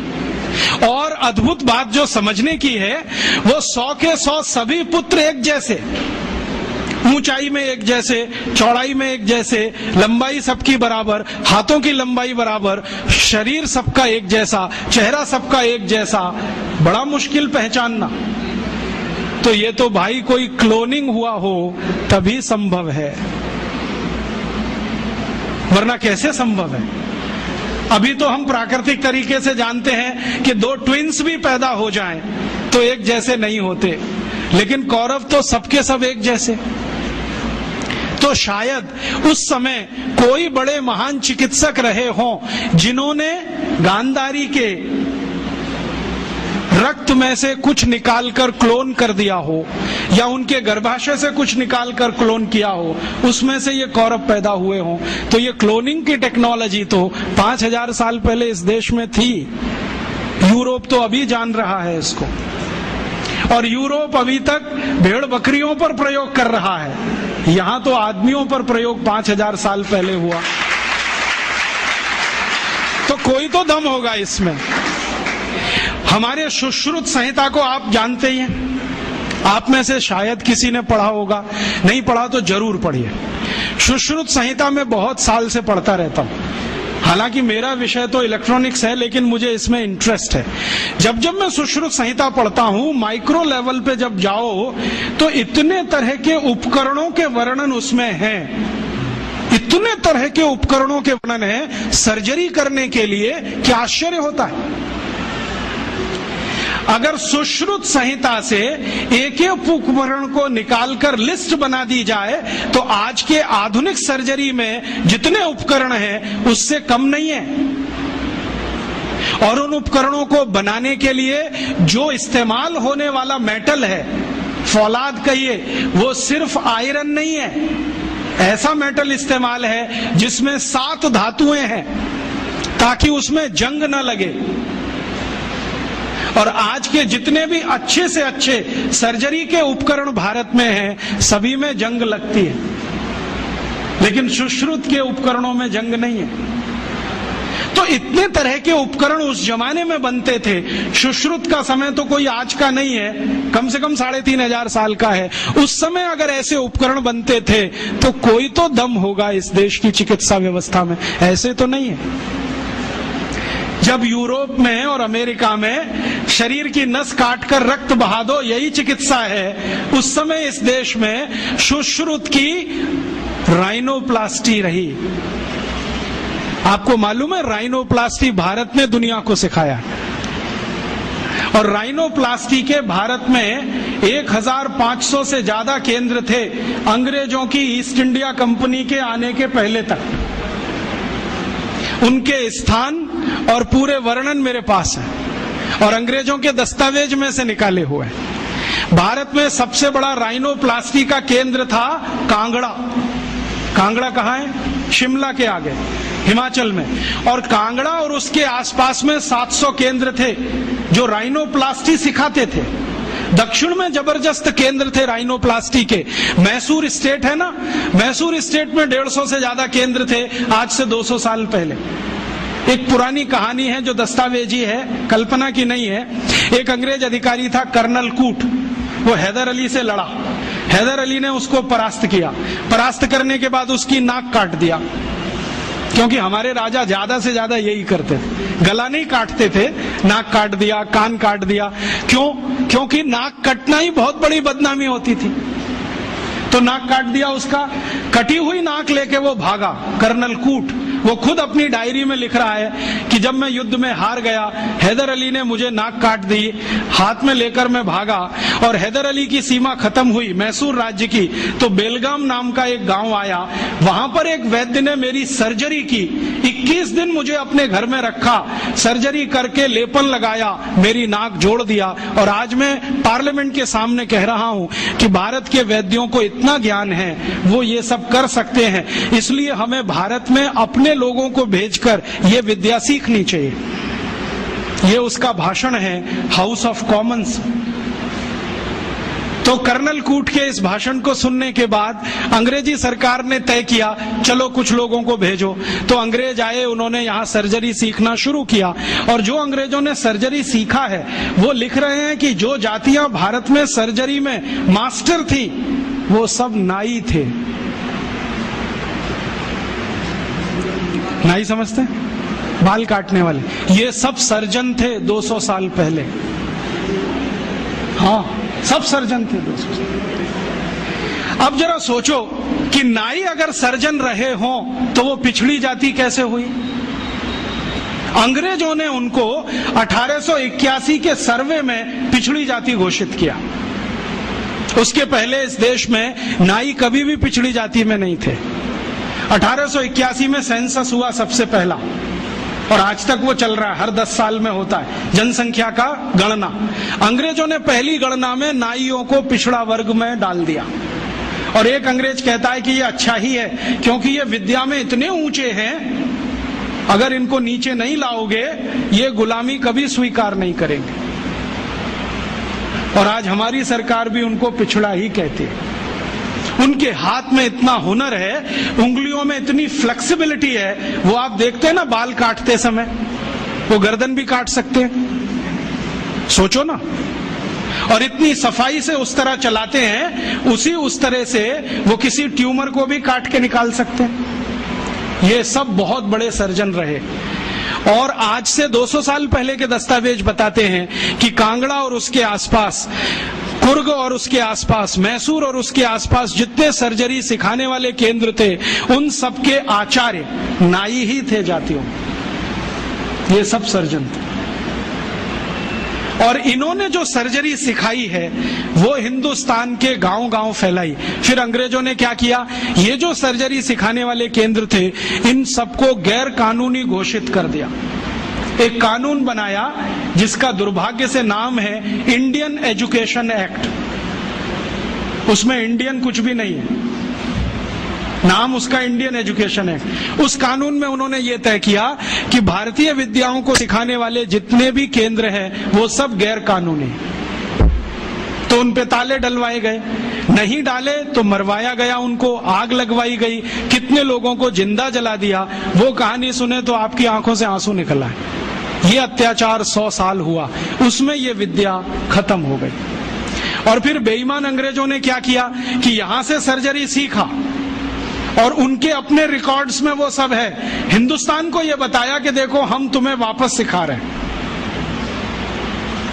और यहां से सर्जरी सीखकर जो डॉक्टर बने लंदन में, उन्होंने fellow of the royal society की स्थापना की, जिसमें डिग्री लेने के लिए आज हमारे डॉक्टर जा रहे हैं। और उस प्रमाण पत्र को लाके दरवाजे पे बड़ा टांगते हैं। मैं देखो FRS, उसमें शहद लगा के चाटो तो विटामिन C भी ना मिले। ये स्थिति है, इतना उलट गया सब कुछ। सर्जरी में ये था, मेडिसिन में इससे अद्भुत था भारत। और मेडिसिन में अद्भुत होने का कारण है विशेष किस्म की दवाएं यहां पर हैं।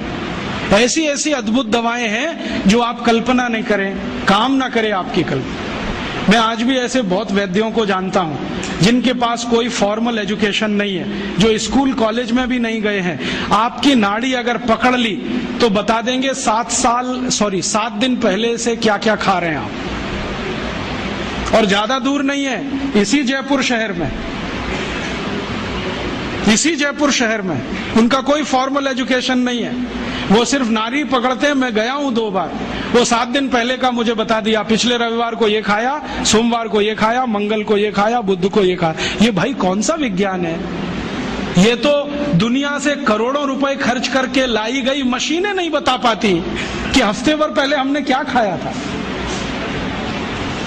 और नाड़ी पकड़ के सारा का सारा डायग्नोज कर लेना कि आपको यही है और वही निकले, ये तो कुछ अद्भुत है। ये कोई सामान्य विद्या नहीं है भाई। मैंने ऐसे तमाम वैद्यों को देखा है जो नाड़ी पकड़ के बताते हैं कि आपको ट्यूमर है, गर्भाशय में है, यहाँ है, यहाँ है। और हम जब आधुनिक चिकित्सा शास्त्र में परीक्षण कराते हैं वही निकलता है। एक वैद्य तो मैंने ऐसे भी देखे हैं केरल में, कोटक्कला में, वो साइज बता देते हैं, इस साइज का है, नाड़ी पकड़ी और बता दिया इस साइज का है, और वही निकलता है। इसका माने इस भारतीय विद्या में कोई दम है, और वो दम अगर हमको दिखाई दे जाए तो आत्मविश्वास हमारा लौट आएगा और हमारी हीन भावना कुछ कम हो जाएगी, और हीन भावना कम हो जाए तो हम शायद दुनिया जीत लेंगे। गोस्वामी तुलसीदास ने एक बहुत अच्छी बात कही है, मन के हारे हार है, मन के जीते जीत। जो मन से हार गया वो सब कुछ हार गया। आप मन से हारना बंद कर दो, बहुत कुछ जीतने के लिए इस देश में। एक ताजा उदाहरण देता हूं। आजकल भारत में एक खराब बीमारी घुस गई है, चिकनगुनिया। लाखों लोग प्रभावित हैं। मैं 6 महीने से गांव-गांव घूम के उसका इलाज कर रहा हूं, और आपको सुनकर ताज्जुब होगा, ज्यादा लोगों को इलाज में मैं एक ही बात बताता हूं, तुलसी का काढ़ा पी लो, नीम की गिलोय होती है ना, उसको भी उसमें डाल लो, थोड़ा सूंठ डाल लो, थोड़ी छोटी पीपर डाल लो, बस ये 4-5 चीजें, और थोड़ा गुड़ डाल लो, क्योंकि ये कड़वा इतना है कि पी नहीं पाओगे। इतने मात्र से 3 खुराक में बीमारी ठीक हो रही है। और जो एलोपैथी से कर रहे हैं ना, बोवेरॉन के 3-3 इंजेक्शन ठोक दो, डाइक्लोफेनेक दे दो, और पैरासीटामोल भी दे दो, जो तुम्हारे पास है सब दे दो। 20-20 दिन से बिस्तर में पड़े तड़प रहे, 20-20 दिन से। अभी आज मैं आया भीलवाड़ा से, और आने का देरी का कारण भी यही है कि वहां 1 लाख लोग चिकनगुनिया से पीड़ित हैं। वहां डॉक्टर आते हैं, राजीव भाई जरा बताओ ना। मैंने कहा अपना इंजेक्शन खुद क्यों नहीं ठोक लेते? कहते हमें मालूम है इसके साइड इफेक्ट क्या है, तो पेशेंट को क्यों नहीं बताते? इतने हरामखोर हो, तुम्हें मालूम है कि इसका साइड इफेक्ट क्या है? वोवेरॉन लगाएंगे तो क्या होने वाला है? मुंह में छाले हो जाएंगे, गले में छाले हो जाएंगे, अल्सर भी हो सकता है, तुम जानते हो, फिर पेशेंट को क्यों नहीं बताते? ये हरामखोरी तुम में कहां से आ गई? अपने को इंजेक्शन ठोकोगे नहीं, उसको ठोकते जाओ, तुम्हें मालूम नहीं है ठीक नहीं होगा, फिर पैरासीटामोल देते जाओ, डाइक्लोफेनेक देते जाओ, नोवलजीन के इंजेक्शन लगाते जाओ। और दुर्भाग्य से एलोपैथी ने ये सब नाम 20 साल पहले बैन कर दिए। वो कहते हैं डाइक्लोफेनेक खराब है, पैरासीटामोल तो और भी खराब है, नोवलजीन तो 1984 से बैन है यूरोप में और अमेरिका में, वही इंजेक्शन यहाँ ठोक रहे हैं लगातार। दुष्परिणाम है कि मरीज ठीक ही नहीं हो रहे। और मैं आपको मेरा अपना तजुर्बा बताता हूं। आप में से कुछ विद्यार्थी होम्योपैथी के हैं, आप जानते हैं कि होम्योपैथी की बहुत सारी दवाएं आयुर्वेद से ही निकली। तुलसी है ना, उसी से ओसीमम है। ओसीमम की 3-3 खुराक देके कर्नाटक में 70,000 रोगियों को चलता कर दिया, और वो 20-20 दिन से एलोपैथी खा रहे थे, रिजल्ट नहीं आ रहा है। ओसीमम 200 की 3 खुराक सफिशिएंट, और आदमी 20 दिन से तड़प रहा है बिस्तर में, न नींद आ रही है, न चैन मिल रहा है, इतनी उल्टियां हो रही हैं, बुखार उतर नहीं रहा है, सब तकलीफ है। 3 डोज दो, खत्म कहानी। माने उसको फिर कुछ जरूरत ही नहीं। और फिर आज स्थिति यह है कि कर्नाटक सरकार ने हमारे ये कैंपों के रिजल्ट देखने के बाद अपने डायरेक्टर्स और ज्वाइंट डायरेक्टर सबको लाइन से लगा दिया, जाओ राजीव दीक्षित के पास, सीखो उससे वो क्या दे रहा है और रिजल्ट क्यों आ रहे हैं। हमने 70,000 पेशेंट को दवा दी, 6 मरे, और उन्होंने 1,22,000 को दी, उसमें से मुश्किल से 6 बचे। ये कर्नाटक का हाल है। कर्नाटक में चिकनगुनिया इतना बुरी तरह से फैला है, कोई गांव नहीं बचा जहां चिकनगुनिया ना हो। मेरी तो स्थिति यह है कि कार्यकर्ता कम पड़ गए, डॉक्टर कम पड़ गए।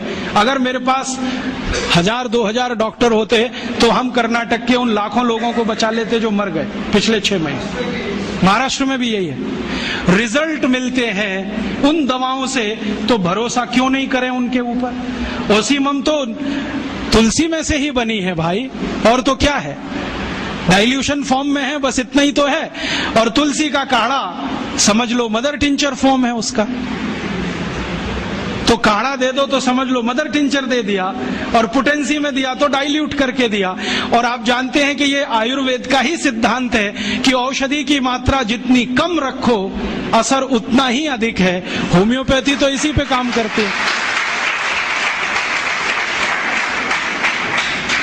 तो अपने विज्ञान में दम तो है, अपनी विद्या में दम तो है, बस इसका प्रचार करने की बात है। प्रचार कौन करेगा? आप करेंगे। और इसका सबसे सरल तरीका है walk walk walk and talk talk talk. सबसे सरल तरीका।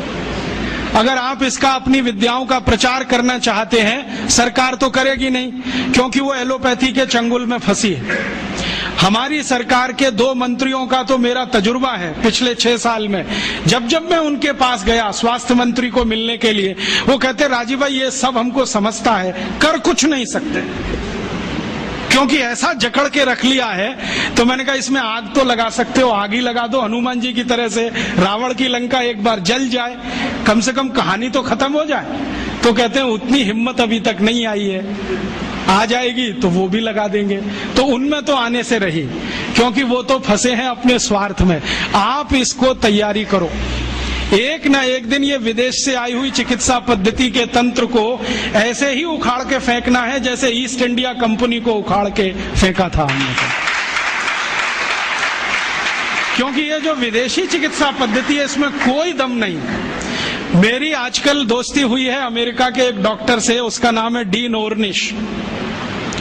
मैं कभी मेल करता हूं, वो कभी मुझे मेल करता है। थोड़े दिन पहले उसने कहा कि आपकी एक बात से मैं सहमत हूं कि एलोपैथी में कोई दवा नहीं है, कोई औषधि नहीं है, जो भी है जहर है, आप ले लो। फिर आपकी ताकत कितनी है जहर पचाने की, ये इस पे निर्भर करेगा कि आप ठीक होते हैं या मरते। वो कहता हमारे पास कोई औषधि नहीं, जहर ही जहर है, आप चाहो तो ले लो। तो मैंने कहा आपको ये बताया किसने? क्योंकि ये ज्ञान तो कोई आयुर्वेद का ज्ञाता ही दे सकता है। तो उसने कहा कि ये ज्ञान मुझे स्वामी शिवानंद से मिला। शिवानंद जी का नाम आप जानते हैं? महान तपस्वी, महान योगी, जिन्होंने भारत छोड़ दुनिया भर में आयुर्वेद के प्रचार के लिए काम किया, योग और प्राणायाम के लिए प्रचार का काम किया। उनसे सीखा डीन ऑर्निश ने। अब डीन ऑर्निश क्या कहता है? वो कहता है कि भारत की चिकित्सा पद्धति में इतना दम है कि लौकी के रस से हार्ट अटैक या कार्डियक अरेस्ट या ब्लॉकेज को रिवर्स किया जा सकता है, सिर्फ लौकी के रस से। और वो क्या करता है, अमेरिका कनाडा में शिविर लेता है, 500-500 रोगियों को बुलाता है, स्त्री और पुरुष सबको, और एक ही बात बताता है, लौकी का रस पियो। अब लौकी तो होती नहीं वहां, क्योंकि लौकी जो है ना ठंडे देश में हो नहीं सकती, तो लौकी यहां से जाती है। एक बार मैंने उसको ईमेल करके पूछा, भाई आप लौकी कहां से मंगाते हैं? तो उसने कहा भारत से। भारत में कहां से? उसने कहा हैदराबाद के पास कोई गांव है, वहां के कुछ किसानों से मैंने कॉन्ट्रैक्ट साइन किया है, वो रोज लौकी बनाते हैं, माने उगाते हैं। फिर हैदराबाद एयरपोर्ट से सवेरे की पहली फ्लाइट उड़ती है 3:30 बजे, उसमें लौकियां भर के जाती है। तो मैं गया वो गांव देखने के लिए, तो वहां कुछ किसान हैं जिन्होंने उससे डील किया हुआ है, उनकी पूरे खेत में लौकी ही लौकी लगा रखी है, और उन्होंने गाय रखी हुई है, गाय का गोबर ही डालते हैं। क्योंकि डीन ऑर्निश कहता है कि जो यूरिया का डाला तो लौकी काम ही नहीं आती, हाँ रिवर्सल नहीं होता, तो गाय के गोबर से लौकी बनाते हैं। और जो एक लौकी भारत में तो मुश्किल से 2 रुपए की बिकती हो, वो किसान डीन ऑर्निश को 60-65 रुपए में एक लौकी बेचते हैं। डीन ऑर्निश कहता है मुझे घाटा नहीं है, क्योंकि ये मैं $50 में बेचता हूं। $50 माने 50 गुणा 45, एक लौकी बेचता है। और करोड़ों करोड़ों अमरीकी और कनेडियन और यूरोप वासी उसकी लौकी का रस पी पी के ठीक हो रहे हैं। आते हैं, थोड़ा योग सिखा देता है, वो 1-2 चीजें जानता है, ज्यादा उसको नहीं आती, अनुलोम विलोम सिखाता है, क्योंकि शिवानंद जी ने उसको कुछ सिखाया होगा। थोड़ा अनुलोम विलोम सिखाता है, थोड़ा भस्त्रिका करा देता है, लौकी का रस पिलवाता है, और उसको ठीक कर रहा है। अब उसने किताब लिख मारी, देखो कैसे बेईमान लोग हैं, किताब लिख मारी, और दुनिया में अथॉरिटी हो गया डीन ऑर्निश, लौकी पर अथॉरिटी हो गया वो। सारी दुनिया मानती है कि ये लौकी का विशेषज्ञ है, लेकिन दुनिया जानती नहीं है कि विशेषज्ञ तो स्वामी शिवानंद थे, जो उसको फोकट में ये सिखा गए। अब उसने इसको धंधा बना दिया।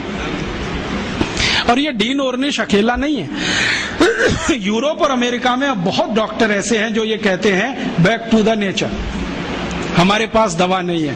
हमारे पास औषधि नहीं है। जो है तो प्रकृति में है, पेड़ पौधों में है, जड़ी बूटियों में है, वो वहां लौट रहे हैं और आने वाला समय उन्हीं का है।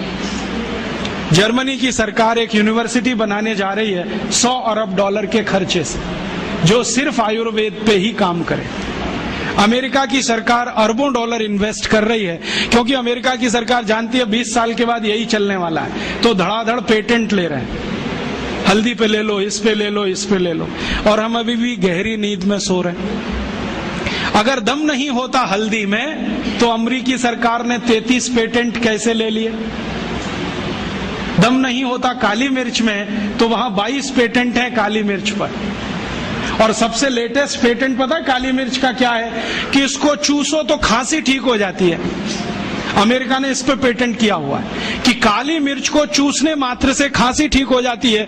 ये तो हमारे देश में लाखों माताएं बहनें रोज करती हैं। सब जानते हैं कि काली मिर्च को चूसो तो खांसी ठीक हो जाती है। उन्होंने पेटेंट करा लिया इस पे, हमें मालूम ही नहीं है। अब तो गोमूत्र पर पेटेंट करा ले रहे हैं वो तो लूट रहे हैं हमारी संपत्ति को। हम सो रहे हैं अभी भी कुंभकर्ण की नींद में।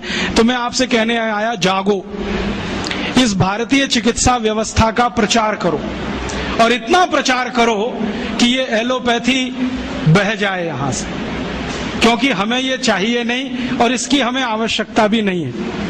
बहुत लोग कहते हैं जी कुछ तो आवश्यकता है, कहाँ? सर्जरी में। तो हम सर्जरी अपनी लाएंगे, यूरोप वाली सर्जरी में क्यों जाएंगे? हमारे यहाँ जो सर्जरी होती थी 200 साल पहले, उसको रिवाइव करेंगे, उसके स्कूल खोलेंगे, उसके कॉलेज खोलेंगे। कहीं ना कहीं गांव में कोई ना कोई विशेषज्ञ मिलेगा, उसको गुरु बनाएंगे, उससे सीखेंगे, वो आगे सिखाएगा सबको। तो हम तो अपनी चीजें पे जाएं, उनका भरोसा करें, उनको प्रचारित करें और इनको आगे बढ़ाएं। ये ताकत आप सब में है, बस आप एक बार संकल्प लेके काम करो। और संकल्प लेके काम कैसे करें? आप बोलोगे जी अपने पास तो समय नहीं है। समय तो आप सबके पास है, लेकिन समय का नियोजन नहीं। हमारे पास बहुत समय है जो हम टीवी के सामने बर्बाद करते हैं, सास भी कभी बहू थी देखने, जिसमें कुछ भी आयुर्वेदिक नहीं है। हाँ, उसमें एक ही कहानी है, किसी की पत्नी किसी के पति के साथ भाग गई, किसी का पति किसी दूसरी की पत्नी के साथ भाग लिया, कोई पुरुष 3 महिलाओं के चक्कर में, कोई महिला 3 पुरुष के चक्कर में। क्यों समय टाइम बेकार कर रहे हो भाई? ये सास भी कभी बहू थी बिल क्लिंटन को देखने की चीज है, क्योंकि वो एक्स्ट्रा मैरिटल अफेयर्स का चैंपियन रहा है। वो देखे तो समझ में आता है, हम क्यों इसमें समय खराब करें? तो ये टीवी में फालतू समय जाता है, इसको बचा लो। और सिनेमा में जाता है वो और ज्यादा बचा लो, क्योंकि सिनेमा में कोई मनोरंजन नहीं है। अब ये क्या मनोरंजन है? एक हीरो एक हीरोइन शुरू में अलग हो जाएंगे, अंत में मिल जाएंगे, बीच में विलेन आएगा, थोड़ी देर डिशुम डिशुम, कहानी खत्म। क्या है मनोरंजन? फिर उसमें कोई हीरो आएगा, 25 मंजिल की इमारत पे चढ़ेगा, कूदेगा, और पेंट भी नहीं फटेगी उसकी, 25 मंजिल से कूदेगा। फिर एक हीरो आएगा, मोटरसाइकिल लेके चलेगा, दीवार तोड़ के निकलेगा, सिर नहीं फटेगा, दीवार फट जाएगी। फिर एक हीरो आएगा, डिशुम डिशुम करेगा, 1 मिनट में 20 गुंडों को मारेगा। अब ये हीरो इतने ही ताकतवर है, तो सरकार ने ट्रक भर भर के कारगिल युद्ध में क्यों नहीं भेज दिया इन सभी? भैया ये हीरो नहीं है, सब जीरो हैं। मालूम है ये सब दाऊद इब्राहिम के चेले हैं। आपको मालूम है सीबीआई इंक्वायरी चल रही है, एक एक की कलई खुल रही है। पता चला वो दाऊद इब्राहिम के घर में जाके नाच के आते हैं, दाऊद इब्राहिम के दिए गए पैसे से फिल्में बनाते हैं। और दाऊद इब्राहिम इस समय मोस्ट वांटेड क्रिमिनल है, जिसको पुलिस गिरफ्तार करना चाहती है, क्योंकि बम ब्लास्ट सबसे ज्यादा वो ही कराता है। उस दाऊद इब्राहिम के पैसे पे नाच गाना करने वाले ये नचनिए गवनिए, ये हमारी जिंदगी का करोड़ों घंटे खा जाएं, तो ये हमारी मूर्खता है। अपनी इस मूर्खता से थोड़ा बाहर आओ, फालतू में ये समय बर्बाद मत करो। क्योंकि विद्यार्थी जीवन में मैं बहुत सुना करता था, टाइम इज मनी, और इसको आप खर्च कर रहे हो। और आप जानते हैं गया हुआ समय वापस नहीं आएगा। तो ये फालतू समय सिनेमा में, टीवी में जो बर्बाद कर रहे हो, इसको भारतीय चिकित्सा पद्धति के प्रचार में लगाओ। अब आप बोलोगे जी प्रचार कैसे होगा? तरीके मैं बताता हूँ। आप छोटी छोटी टीम बनाओ, ग्रुप बनाओ। आप तो थोड़ा होम्योपैथी जानते हो ना, तो होम्योपैथी में ऐसी बहुत दवाएं हैं जिनको सेलेक्ट करो जिनका बेस आयुर्वेद का है, और खासकर ऐसी बहुत दवाएं हैं जो 100% वेजिटेरियन है, माने फूल पौधे पत्ती से बनी हुई है ना, उनकी एक सूची बनाओ। इन्हीं दवाओं का उपयोग करो। नोजोड्स में जाओ ही मत, जरूरत नहीं है उसकी। मैं होम्योपैथी पढ़ाई करके नहीं, पढ़ पढ़ के सीखा, और मैंने ये तय कर लिया कि जिंदगी में कभी नोजोड्स का इस्तेमाल नहीं करूंगा, कितना भी सीरियस पेशेंट आए।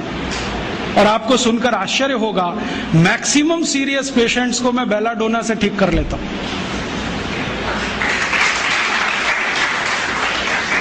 एक बार एक होम्योपैथिक कॉलेज के प्रिंसिपल ने मुझे पूछा कि राजीव भाई, आपकी बेलाडोना इतनी पसंदीदा मेडिसिन क्यों है? मैंने कहा ये सभी क्रोनिक केस क्लियर करती है। कैसे करती है? मैंने कहा ध्यान से देखो तो बहुत सारे पेशेंट में बेलाडोना ही निकलती है।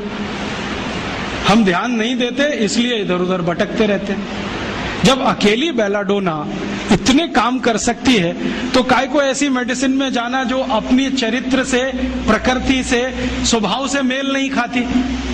भारत में जानते हैं मैक्सिमम लोग शाकाहारी हैं, तो स्वभाव हमारा शाकाहारी पने का है, तो दवाएं भी वही सेलेक्ट कर लो जो शाकाहारी हैं।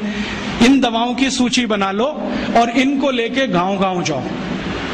रविवार में जब छुट्टी होती है 2-3 घंटे के चिकित्सा शिविर लगाओ, पहले उनको थोड़ा चिकित्सा का ज्ञान दो।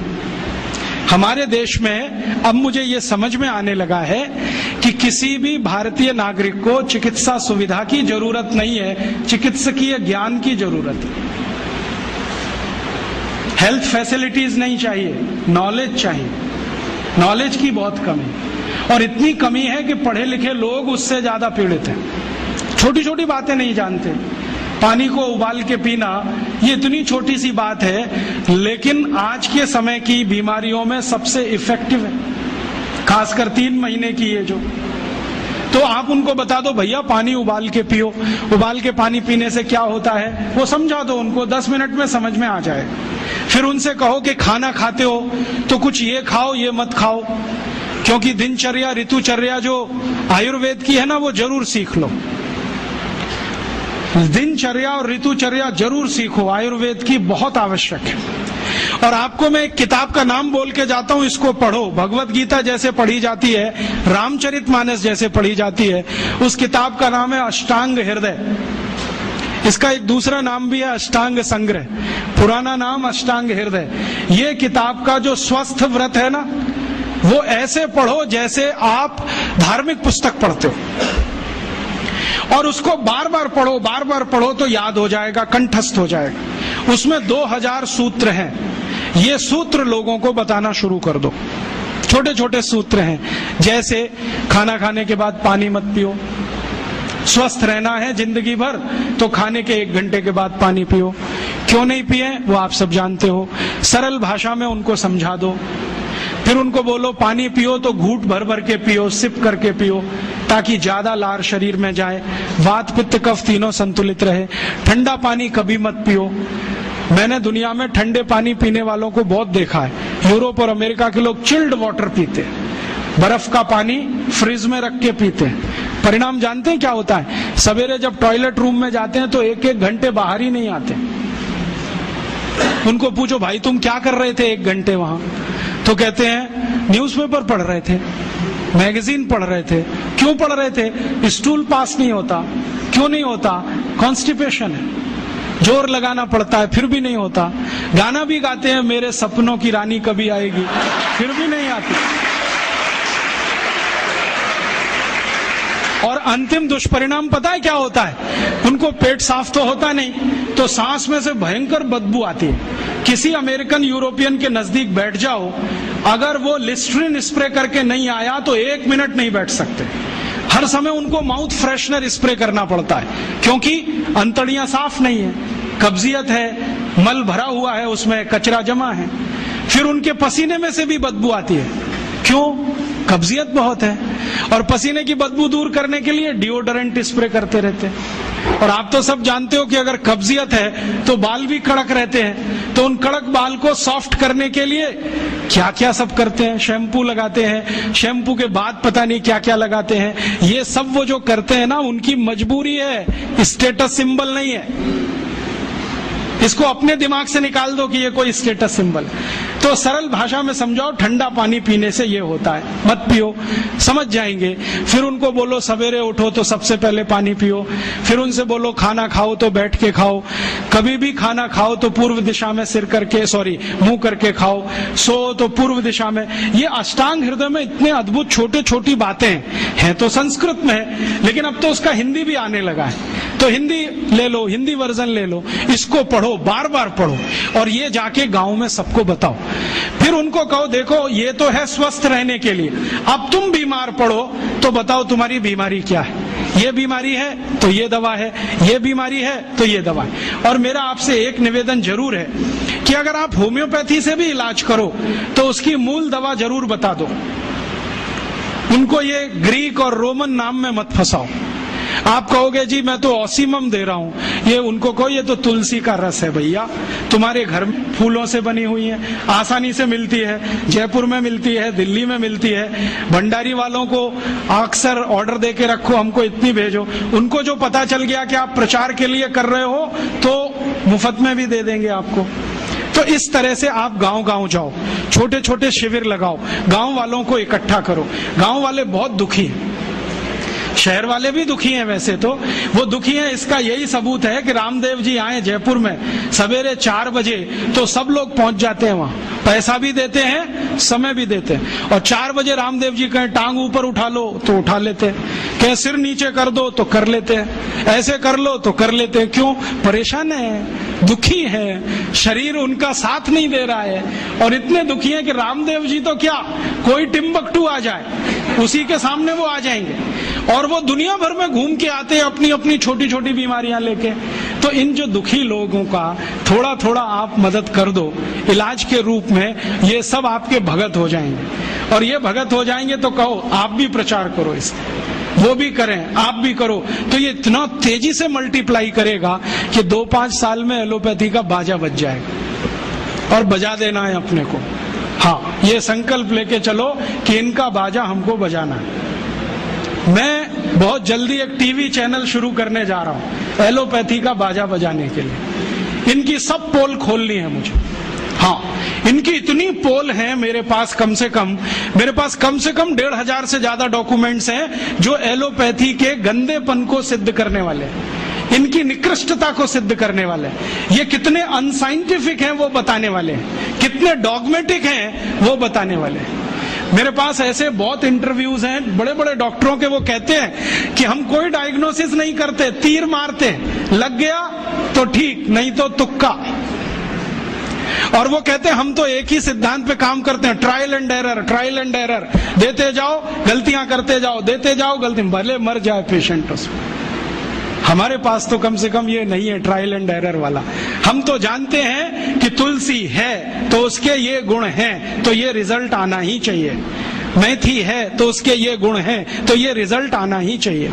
हमको सब मालूम है, फिक्स है, यहाँ वेरिएशन नहीं है। मेथी के जो रिजल्ट चरक ऋषि को मिले वो आज भी मिलते हैं, इसमें इतना सातत्य है, वेरिएशन कहीं भी नहीं है। तो जो विज्ञान में सातत्य होता है, सत्य ज्ञान वही होता है। तो हमारे पास जो सत्य ज्ञान है इसको लेकर आगे बढ़ें और इसके अपने जीवन में भी और दूसरों के जीवन में प्रयोग करने के लिए प्रेरित करें। छोटी छोटी कुछ बातें आप भी अपने जीवन में करो। ये एलोपैथी में से निकले हुए जो भी बाई प्रोडक्ट्स हैं ना, इनको जीवन में इस्तेमाल मत करो। जैसे टूथपेस्ट, ये तो भारत का नहीं है ना, ये तो एलोपैथी का है। और यूरोप वाले टूथपेस्ट इसलिए घिसते हैं कि मसूड़े बहुत उनके हार्ड है, कड़क है, क्योंकि बर्फ के नजदीक रहते हैं।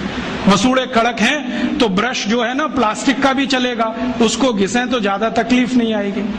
और दूसरा, उनके पास दांत साफ करने के लिए कुछ है ही नहीं, करें क्या? वो बेचारे परेशान है, नीम का दातुन मिले, यूरोप में नीम होता ही नहीं है। वो परेशान है बबूल का दातुन मिले, बबूल होता ही नहीं है। वो परेशान है दंतमंजन मिले, दंतमंजन होने के लिए 18 जड़ी बूटी लगती हैं, वो होती ही नहीं है। तो ले दे के उनके पास एक ही चीज है, वो है सोडियम लॉरेल सल्फेट, माने डिटर्जेंट पाउडर, माने शैम्पू। उसी को घिसते हैं दांत में, बनाते हैं झाग और थूकते हैं वॉश बेसिन। और भाव क्या है? 27 रुपए का 100 ग्राम, 1 किलो 270 रुपए का। हम कैसे पागल लोग हैं। 150 रुपए किलो गाय का घी रोटी पे लगा के खाओ, 270 रुपए किलो का कोलगेट दांत पे रगड़ के वॉश बेसिन में थूको और कहो कि हम बहुत स्मार्ट हैं। तो मैं कहता हूं और स्मार्ट बनो। तो पूछते हैं करें क्या? मैं बोलता हूं ये 270 रुपए किलो का इतना महंगा कोलगेट है, थूकते क्यों हो?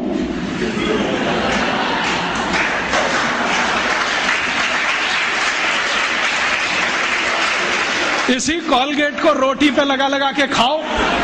और वो कहते भी हैं कि इसमें कैल्शियम है, इसमें मिनरल्स हैं, तो खाओगे तभी तो काम आएगा। और खा नहीं सकते तो इंजेक्शन ले लो कोलगेट के, नहीं तो एनीमा तो ले ही लो, नहीं तो काम कैसे आएगा वो कोलगेट। इस मूर्खता में मत फंसो। ये Colgate, Closeup, Pepsodent, Cibaca, Forhans Europe की मजबूरी है, उनके यहाँ कुछ नहीं है। हमारे यहाँ पता है क्या है? आयुर्वेद में दांत साफ करने के लिए 12 जड़ी बूटियां, 12 तरह के वृक्ष की डंडी, नीम की दातुन चैत्र के महीने में, सुनो जरा इसको गंभीरता से, हर महीने में अलग दातुन। नीम की दातुन चैत्र के महीने में, बैसाख में बबूल की दातुन, आषाढ़ में आम की दातुन, और मैंने देखा हर महीने में विशेष दातुन। और इतना माइक्रो स्टडी किया गया हजारों साल कि चैत्र के महीने में शरीर की प्रकृति ऐसी रहती है तो नीम ही है जो बैलेंस कर सकता है, तो नीम की दातुन। बैसाख के महीने में ऐसी प्रकृति है तो बबूल बैलेंस करता है, तो बबूल का दातुन। आषाढ़ में ऐसा है तो आम बैलेंस करता है, ये बैलेंस कर। तो इतने बड़े साइंस को छोड़कर आप फंस गए वो कोलगेट में। खत्म करो ये कोलगेट। हम तो मजबूर नहीं है, गांव गांव में नीम मिलता है, बबूल मिलता है, तो नीम बबूल का दातुन करो, नहीं मिलता तो दंत मंजन करो। ऐसे यूरोप से आए हुआ ये जो शैम्पू है, ये वो लगाते हैं इसलिए कि बाल कड़े हैं, कड़क है। कड़क इसलिए कि पेट साफ नहीं है, कब्जियत है। आपको शैम्पू की क्या जरूरत है? आपको बाल ही साफ करने हैं तो आयुर्वेदिक औषधि है आंवला, रीठा, शिकाकाई, गांव गांव मिलती है, कहीं से भी ले लो, इकट्ठा करके डिब्बे में रख लो, बराबर मात्रा में मिला लो, 1 चम्मच गर्म पानी में डालो, सवेरे उस पानी से बाल धो लो। फिर कोई कहेंगे जी डैंड्रफ हो जाता है, तो उसके लिए नींबू का रस जिंदाबाद। नींबू के रस में थोड़ा गुड़ मिला दो और उसको बाल में लगा लो, सब डैंड्रफ निकलता है। एलोवेरा जिंदाबाद। ग्वार पाठा कहीं भी मिलता है, उसका रस ले लो, बालों में लगा लो, एकदम ठीक कर देगा। अपने पास कुछ कमी नहीं, तो अपनी जिंदगी में ये एलोपैथी निकालो। सवेरे ही सवेरे उठते हो, चाय पी लेते हो, कॉफी पी लेते हो। आयुर्वेद कहता है कि ये जो चाय कॉफी पिए तो जिंदगी भर बीमारी ही बीमारी। सवेरे का दिन शुरू करो पानी से, चाय कॉफी से नहीं, तो अपने आप स्वस्थ रहोगे। तो अपने जीवन में भी थोड़ा आयुर्वेद को लाओ। अपने जीवन में खान पान आयुर्वेद के हिसाब से, रहन सहन आयुर्वेद के हिसाब से, आचार व्यवहार आयुर्वेद के हिसाब। खान पान माने जो भारतीय है वही रखो। यूरोपीय अंग्रेजी खान पान, pizza, burger, hot dog, cold dog, chowmein, noodles, क्यों फंस गए इसमें? नाम भी बड़े विचित्र हैं। हॉट डॉग गरम कुत्ता, कोल्ड डॉग ठंडा कुत्ता। चाउमीन का क्या मतलब आप नहीं जानते, तो क्यों खा रहे हो? अपने यहाँ बहुत कुछ है खाने पीने के लिए। भारत तो ऐसा अद्भुत देश है कि जिस दिन जन्म लिया और जिस दिन मरो, हर दिन एक नई डिश बना के खा सकते हो। इतनी वैरायटीज हैं इस देश में। ये यूरोप में तो पाव और भाजी माने बर्गर, पिज्जा, ये सब पाव से ही बनता है। वो उनकी मजबूरी है, क्योंकि गेहूं तो है उनके यहाँ, गेहूं अपने यहाँ भी है, गेहूं का आटा बनाते हैं, हम भी बनाते हैं। आटे को गूंदना नहीं आता उनको, क्योंकि वो टेक्नोलॉजी आज तक वो सीख नहीं पाए और हमने शायद ट्रांसफर भी नहीं किया होगा। तो आटा गूंदना नहीं आता, आटे को सड़ाना जानते हैं, तो सड़ाते हैं उसको, 20-20 दिन सड़ता है और वो सड़े हुए आटे से पाव ही बन सकता है, ब्रेड ही बन सकती है। हम तो आटे को गूंदना जानते हैं, गूंदे हुए आटे में 48 मिनट के अंदर कुछ भी बना लो, पूरी है, कचौरी है, रोटी है, पराठा है, नान है, क्या क्या सब बना लो। उनका सड़ा हुआ आटा 2 ही चीज बनाएगा, पाव रोटी, डबल रोटी। तो वो पाव रोटी डबल रोटी खाते मजबूरी है, कुछ आता नहीं बनाना, हम क्यों खाएं ये सब? और वहां पाव रोटी खाएंगे सड़ी हुई, तो इसको पचाना है तो कोई एसिडिक चीज पीनी पड़ेगी, तो वो पेप्सी कोक पीते हैं, क्योंकि खाया कचरा है तो पचाना भी वही कचरा, इसलिए पेप्सी कोक पीते हैं। हमको क्या जरूरत है पीने की? हम तो गर्म देश में रहते हैं, हमको तो जरूरत नहीं है। और अगर पेप्सी कोक पीना है तो सोच कर पियो कि इसमें वही एसिड है जिससे टॉयलेट क्लीनर बनता है, और उतना ही एसिड है जितना टॉयलेट क्लीनर में होता है। मैंने एक बार पेप्सी का पीएच कैलकुलेट किया था, 2.4 है, और फिनाइल का पीएच भी 2.4 है, हार्पिक का पीएच भी 2.4 है। तो एक दिन मैंने सोचा हार्पिक से टॉयलेट साफ होता है तो पेप्सी से भी होना चाहिए। मैंने किया और एकदम झकाझक सफेद से।